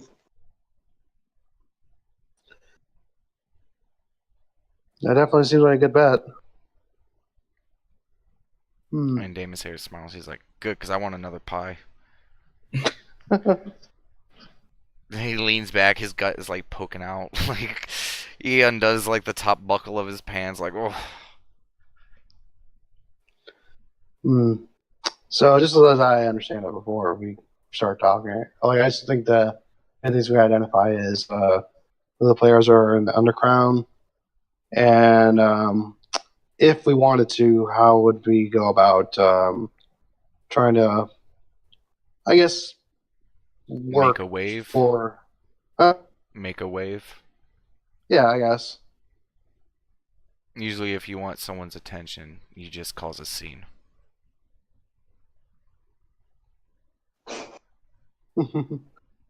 But also, it's just kind of like because like I'm sorry, I got to speak out of the game here.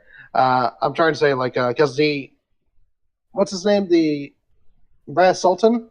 Yes. He's like in charge of the town, but like he's not like the guard of the town, I guess. It's his town. It's his town, okay.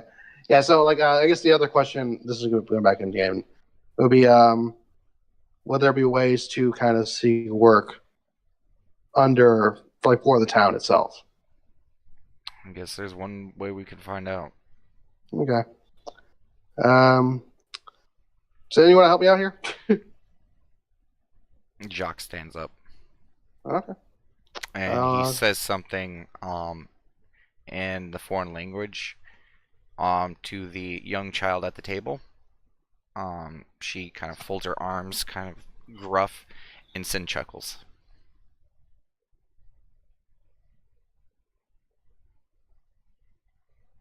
And I Jacques just like and the Conrad walk opportunity. away. And Sin kind of looks over at you, Maria. Mm-hmm. And he leans in and he's like, she thinks you're pretty. And he leans back. He's gonna like goes pink, be like, who? And he nudges over towards the little girl sitting at your table. Oh, She'll smile at that and nod to the girl. Oh, she's in a huff. She's staring down at the table. I know she is. Yeah. And Sin's like, yeah, she only seems to speak Draconic.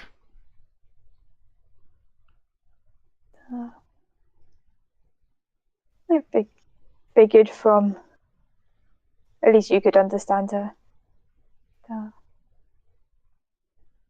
It'd be nice to understand her as well. Well, maybe it would be nice if someone had the intelligence and wisdom to, or the capacity to teach someone a language. And he's like looking over at you, Rhea.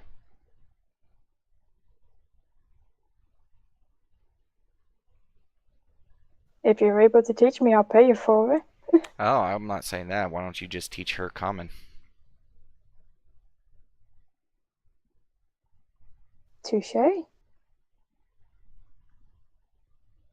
And he shrugs his shoulders and continues to go back in his book.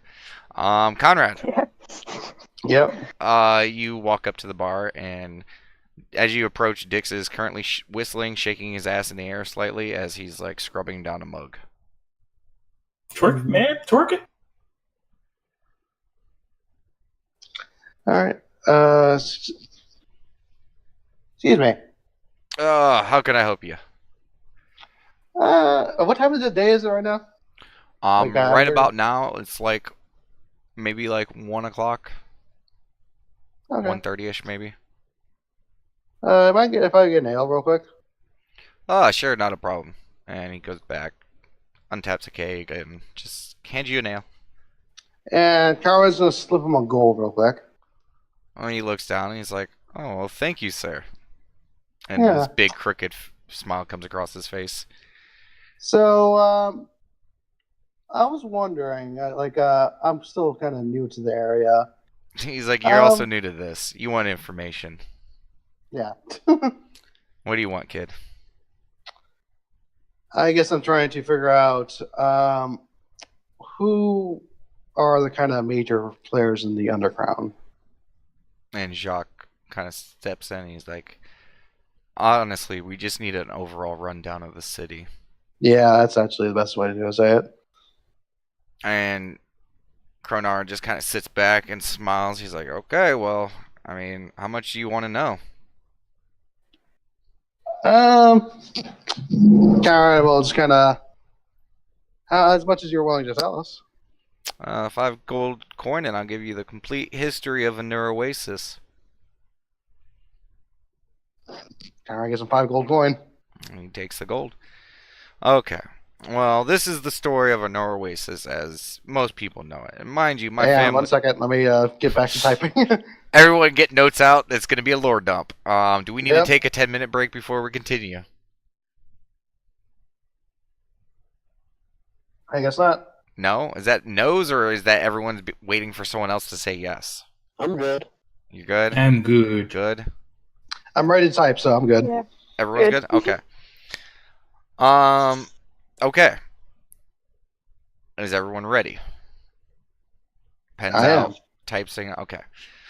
Well, See. Honora Oasis goes back long time, and my family has been here for a few generations. And my grandpappy, when he came to this area, our family's basically rooted here the whole time, and like he knows all about Honora Oasis before he passed.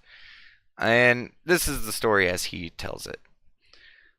Honora Oasis is as old as the sands of the desert itself. It's always been here. It was just no one knew where it was. And eventually, and this is apparently back during the Dragon War, you know, someone found it, and that person was the Brass Sultan. So since Anur Oasis has been a city, he has been here, in charge of it, protecting and ruling over the place. And I'll be honest, I mean, he's a pretty okay guy, you know. Sometimes he's stern with, you know, his ruling and the laws, but he keeps everything in check. And, I mean, given what exists here, it's a pretty crazy task, anyways. So he has much love and props from me for handling it the way he does. And, you know, Anur Oasis, it's like a coin. You got two sides of it. Up top, you got Anur Oasis and the Brass Sultan. Underneath, and have you guys traveled to the underbelly yet? Not yet. Well, you just gotta find a little cave entrance on the western side of the Anur Basin, and you'll see it there. It's past the iris. You can't miss it. Hang on 1 second. So, western side cave, right? Yep. Leads to underbelly. It's funny because you can actually see it on the map. Yeah, I just want to make sure I got the details down. Yep. And there you have all the crime. And it exists in this big open cavern. It's just almost as big as an oasis, a city underneath a city. A city underneath the sand. And that's where all the crime families rule. And the biggest, most powerful families, they make up the underground. Basically the equal, kind of, to the Brass Sultan. He lets them stay around because they follow his rules, but for the most part, it's a symbiotic relationship. And that's how things have been taken care of since it's been around. I mean, the Brass Sultan even convinced dragons for his services towards the end of the Dragon War before, you know, that came to a big shutout. So, yeah, he's definitely the powerhouse here. And right behind him would be the Undercrown. You got all that, kid? Yeah, and you said there was 5 families in the underground? Did I say 5? Yeah, you said 5. At least I thought.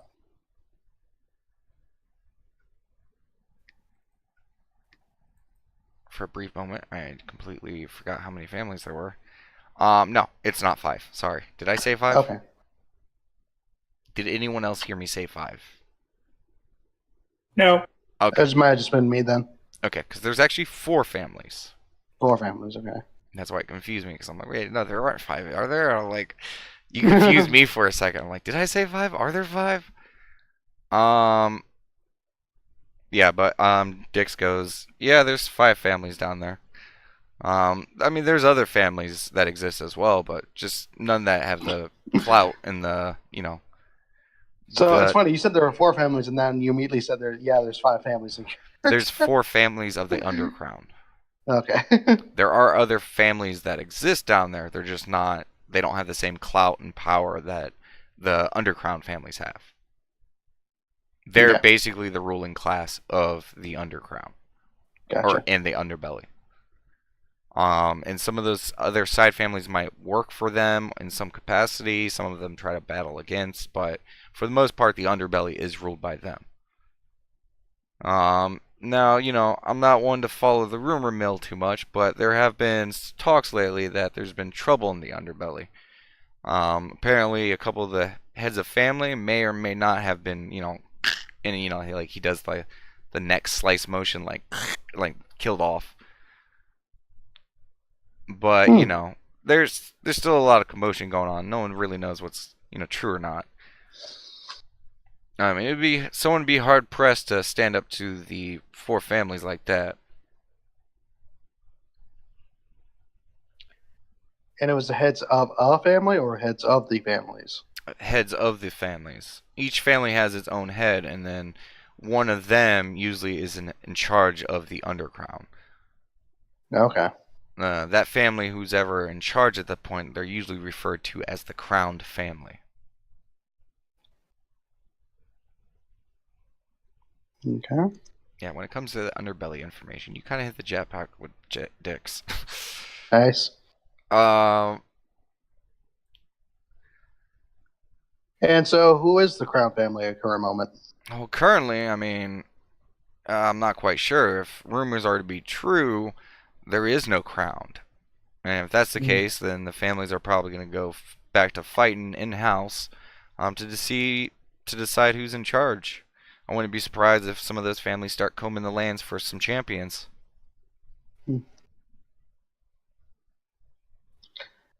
Okay. And Jacques kind of steps in. Champions.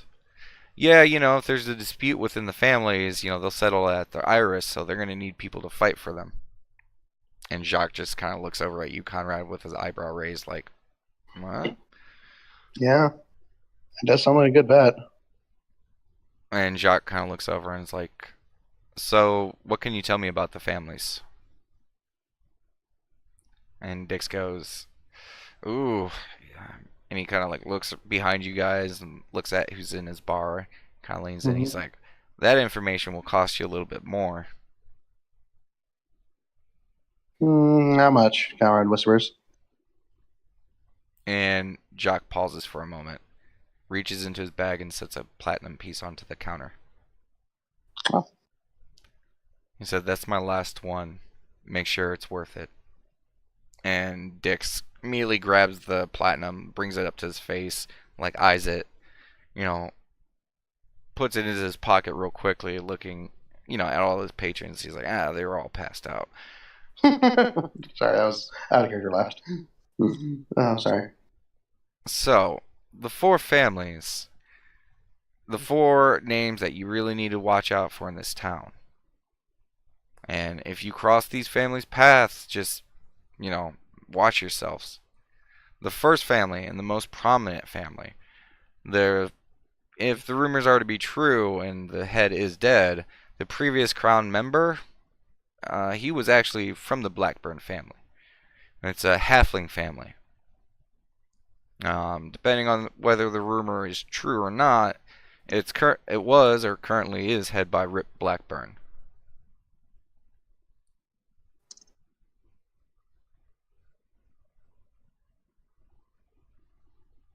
And their family is mostly in charge of, gambling, prostitution, information, lots of kind of leisure stuff. And if rumors are to be true, then probably I would say the next in line of that family would be probably May.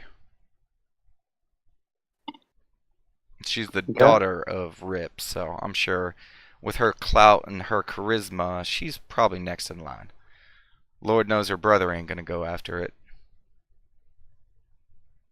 Daughter of Rip? Yes. What was the daughter's name? That would be May.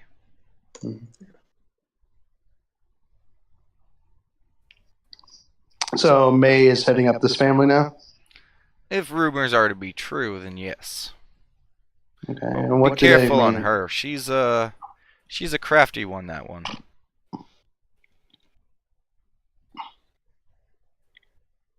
And what do they mainly deal in? Oh, the Blackburns? Well, no. Oh, so sorry. This was all about the Blackburns. Oh, okay. My bad. Yeah, May is the daughter of Rip. She's currently, if rumors are to be true, she's gonna be next. She would be next in line, and her brother is not. Gotcha. Okay, that is. I thought it was a separate family at first. No, this is all about the Blackburns. Gotcha. Okay. Okay, good. Mm-hmm. Yeah, she's definitely need to watch out for her, especially if she gets her eye on you, because let's just say her brother don't take too kindly to that. Insight to what he means on that? Intelligence check. Yeah.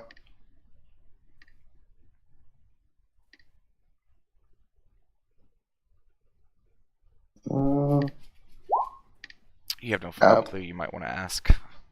What do you mean? Oh, I'm not, a brain person, but I think some people refer to it as and he does air quotes, sister complex. He's been known to just butcher men and women outright, just for, gaining the gaze of his sister. Okay.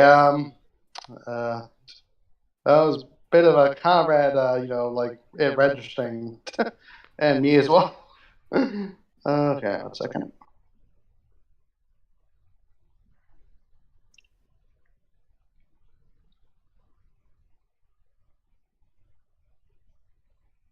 And that family in particular, you best not cross them. They have a long memory in even further pockets.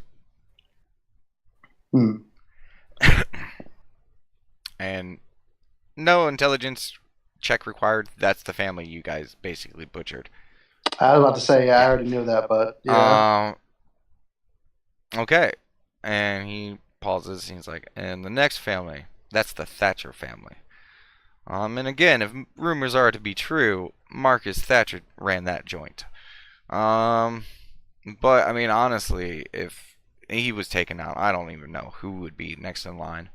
There wasn't a real clear concession or line in that family. You said But Margaret Thatcher? Marcus. Marcus, yeah. And then me being British, I just said Margaret Thatcher. Yeah, of course you did. Yeah, that's kind of what I heard, yeah. Alright. And that family, they're mostly in charge of the legal goods, artifacts, and smuggling.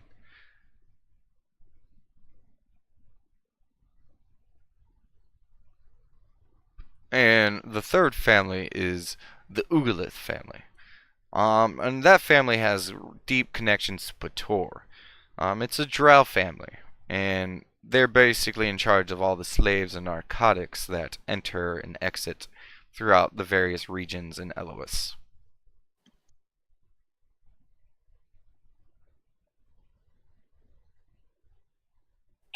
By the way, did he say a race for the Thatcher family? He did not. Who mainly are the Thatcher family? Well, again, that kind of goes back into the whole, if the rumors are to be true, if Marcus is dead, then, I mean, his family's kind of mixed up and mashed up. Okay. Mostly humans, but there's a few other bloodlines mixed in there. I mean, hell, my bloodline's mixed in there.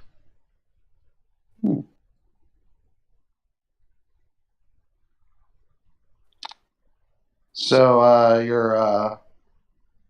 you have family who are part of this family? Well, I mean, to an extent. My tree Okay. runs pretty deep.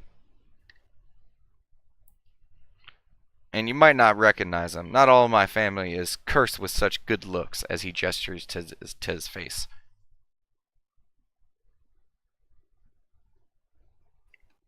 And then you said the Ugala family, they did mainly Ugolith family. Ugolith. Yeah. Ugyylith.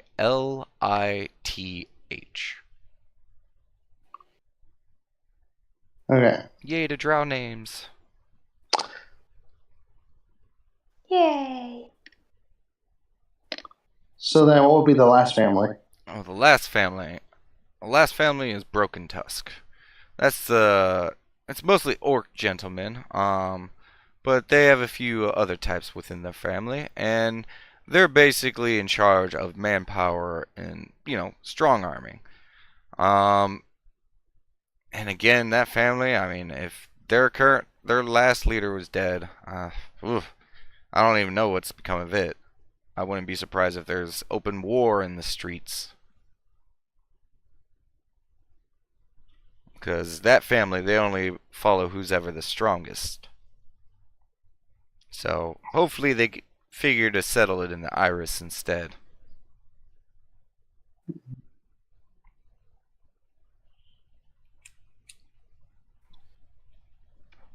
Okay.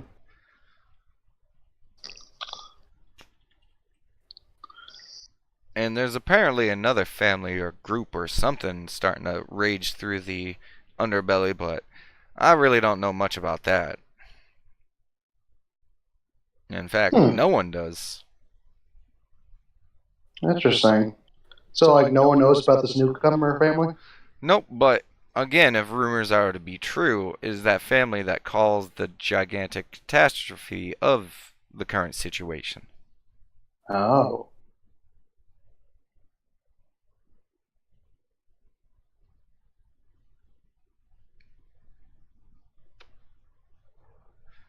Now, is there any other information I can give to you fine gentlemen? I believe that's all the questions I had. Actually, in regards to the Sultan, would there be ways to find legal work to help him? Like, I guess help the town in a sense? I mean, he takes care of everything himself and his royal guards, so, I mean, if the Sultan wants something of you, he'll find you. Okay. I mean, you're all new in town, right? Yeah, Well, if he has any interest in you whatsoever, trust me, he already has eyes on you. understood.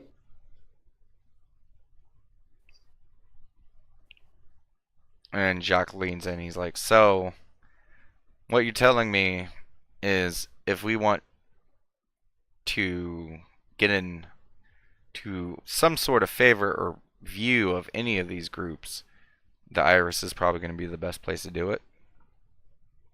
Either that or direct contact. And Jacques just kind of nods. Thank you for your time. And Jacques walks away.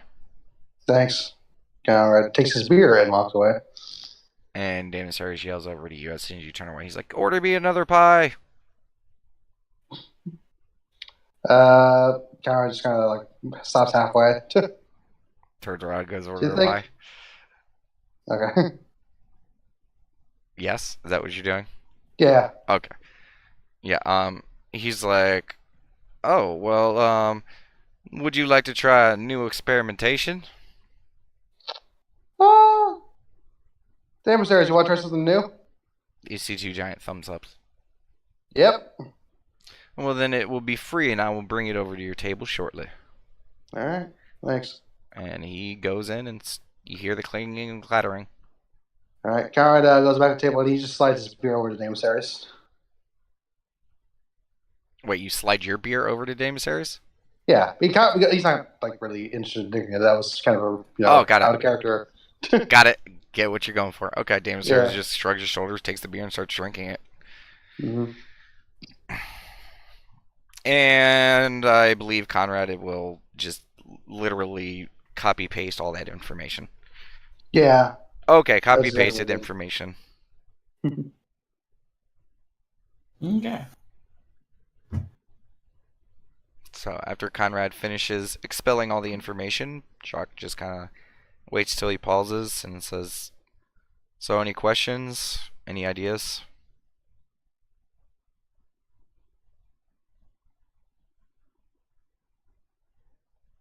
That's thinking. Well, if I understand it correctly, it sounds like going to the Iris and kind of demonstrating our worth, because it seems like some of these guys would be looking for talent. Would be our best bet, like in combat, from the looks of it. Well, that's, again, sounds like a great idea, but now you guys know, what should we try to go for? I mean, if we're proven to be of some worth, I'm sure many people will try to get their hands on us. Coward just kind of looks around, like, so how's the bar looking? Like, is there still people around? There's still a few passed out people, yeah. But anyone like awake? No, not at this time. Okay, well, Coward will just say, well, it can't be the first one. Second one, Jock interjects. He's like, well, I mean, again, technically, Gunna did a scorched earth. we did, but at the same time, though, there is the risk of, as I understand, they deal with information, so you never know. I mean, do you think they'd be able to gather anything? You've been through that desert. That is fair. I was going to say, what's your favourite out of the ones that's been mentioned? Oh, you're asking Jock? Yeah. I mean, if we're talking about power, the Brass Sultan would be the sure go-to. But with the story he told me about this place, if the Brass Sultan has been here as long as he says, then we'd be messing with an entity as old and as powerful enough to keep this place in check. Mm-hmm. Yeah, because it was said that he's been here since the Dragon War, right? Yes. So that is something that must be immensely powerful. And Damasaries like thinks about it for a second. And he's like, I think that's even older than Cat. Yeah. Okay. What about second favourite?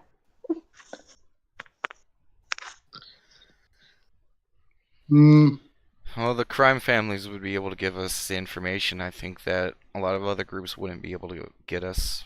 And would also allow us certain ins that other avenues might not allow. I mean, I must remind you all, I care little for all of your safety. I only care about getting my revenge. yeah, I understand. He nods at that. That does. Our goals are aligned in that way that getting your revenge is likely a way we can clear our names. If that group is gone, Gary will just gotta enunciate that just so he's making sure he's clear. Then, our names will be clear. And if you are choosing the route to clear your name, I do wonder about associating yourself with such criminal elements. That is another risk, though. He is right. Sin shrugs his shoulders. He's like, I don't know. First, I need to figure out a way to go with option C. No luck on that, by the way. Well, I mean, I really haven't had a chance to check it out, so I was thinking about heading over to that magic shop Cletus talked about. Option C? That's in question. Yeah, it's the big red button plan.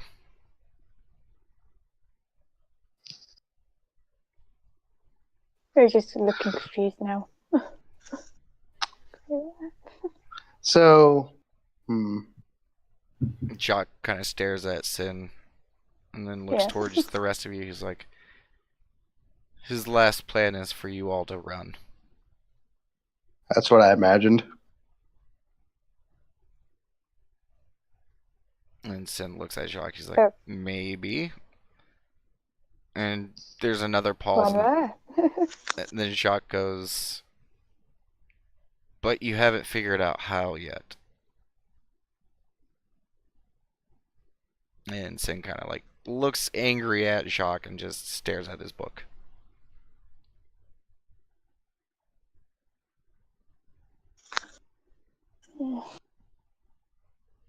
Hmm. I mean, where would you be thinking of running to? Sin looks up and he's like, anywhere but here. Problem is we can't. Yeah. I mean, I've already learned the magic to travel, but I can't. Because Lord knows where the fuck we would end up. Mm. And I don't understand how to control it, even if I have a focal point. I was going to say, can I do an inside check to see what it's on about? Because I think I know. But I don't think Maria would know. It's not really insight. This is more arcana. Hmm. I was going to say, I imagine you'd have to be trained for that then, which I am not.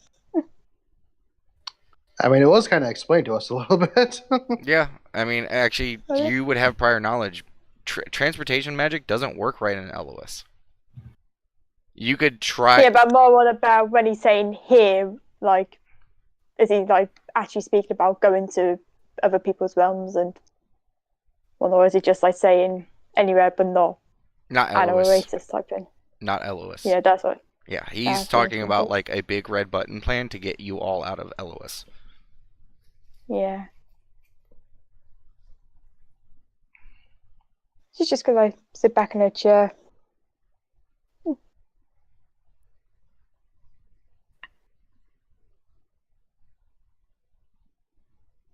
Hmm. I completely forgot what I was talking about. Well, Sato was kind of, Sorry. It's okay. Sato was kind of talking to saying like, oh, his plans was escape. Sim was kind of looking angry, and then Yeah, okay, yeah. So that exchange happens. And so basically we were talking about like, what's our plan essentially. yeah. Shock just kind of looks at the party. Honestly, like even if like we do, if we do go with this kind of route, we're protected, but we're also kind of like, but whatever we do end up having to do, we're kind of associating with, like as Saj said, with criminals, and that's already kind of like, even if we do clear our names, it's just going to be like, okay, well, you're criminals then. And there's also another point to be raised that I've been begrudgingly wanting to raise at this point because it seems like you guys have been dealing with enough. But one thing to also consider is any one of these groups could be in league with those traitors and the Yeah, dragons.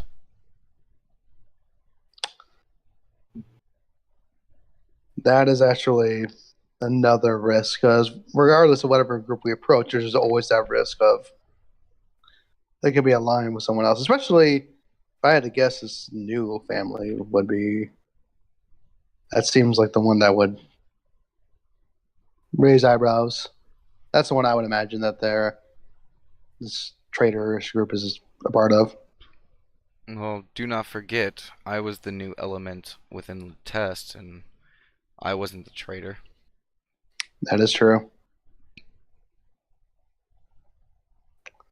If I had to bet, then Coward just kind of thinks that group, they kind of went with like the kind of like main dog in our instance. It was the town, but over here it seems like the underground is kind of like the main faction. So I'd Well, imagine, I mean, unless you're talking about the Brass Sultan, because he's clearly. yeah, of course.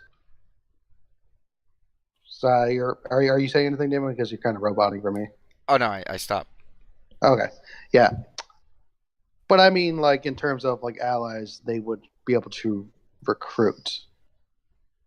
I mean, again, is that the route you want to take? Yeah, I'm just gonna size. I think it boils down to, at this point, do we try to establish something on our own, or we work for one of the, I mean, what seems to be clear two-cut factions? And then, do we go with the criminal element, or the royal court? Which family do we decide?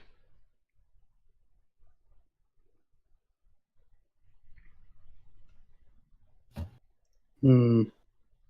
Personally, I'd say it's easier to go with the lower end, so to speak. I mean, like you said, if the brass Sultan wanted us, we would have we would already probably be aware of that by now. Unless he's still keeping an eye on us. Which apparently is likely. Even then, if he's as powerful as what we all think he is, like, what's the chances of him picking a random group of people who's just entered the town?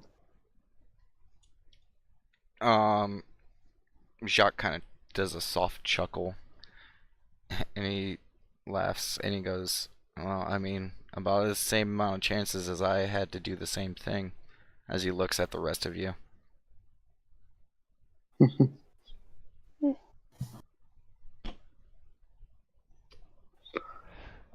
Honestly, with the Undercrown, I see too many factors, as well as the fact that even if we do reverse our fortunes, we're essentially gonna be branded as criminals.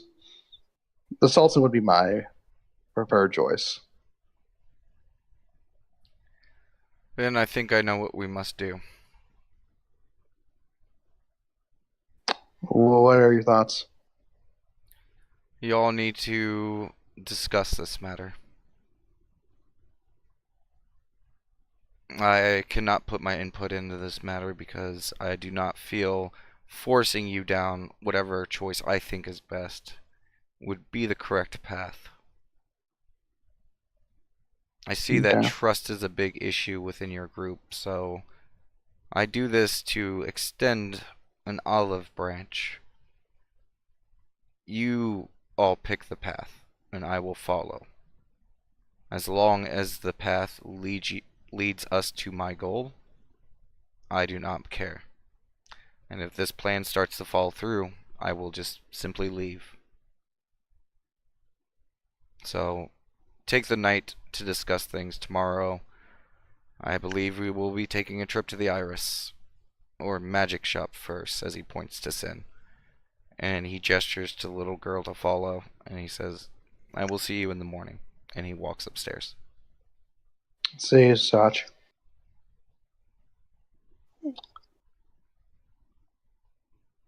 Speaking of out of character, so like at this point, has it like been like, is it the afternoon now?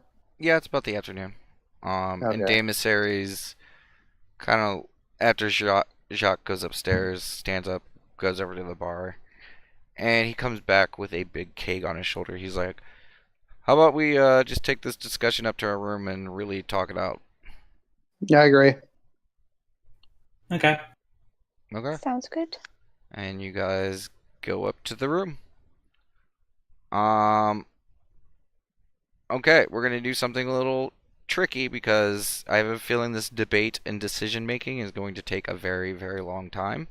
Mm-hmm. So I have posed it in an RP fashion where now you guys have the week to discuss what route you guys want to take.